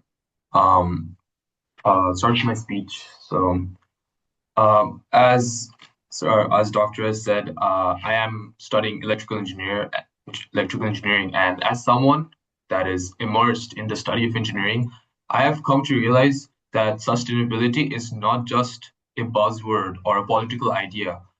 It's rather the ultimate design challenge. It is a responsibility, yes, but more importantly, it is an unprecedented opportunity for us. The choices we make today in how we generate energy, how we design our technology, and how we build our infrastructure will define the health of our planet for decades, if not centuries to come. We are living in a time where innovation and environmental responsibility can no longer afford to be in separate departments. They must go hand in hand.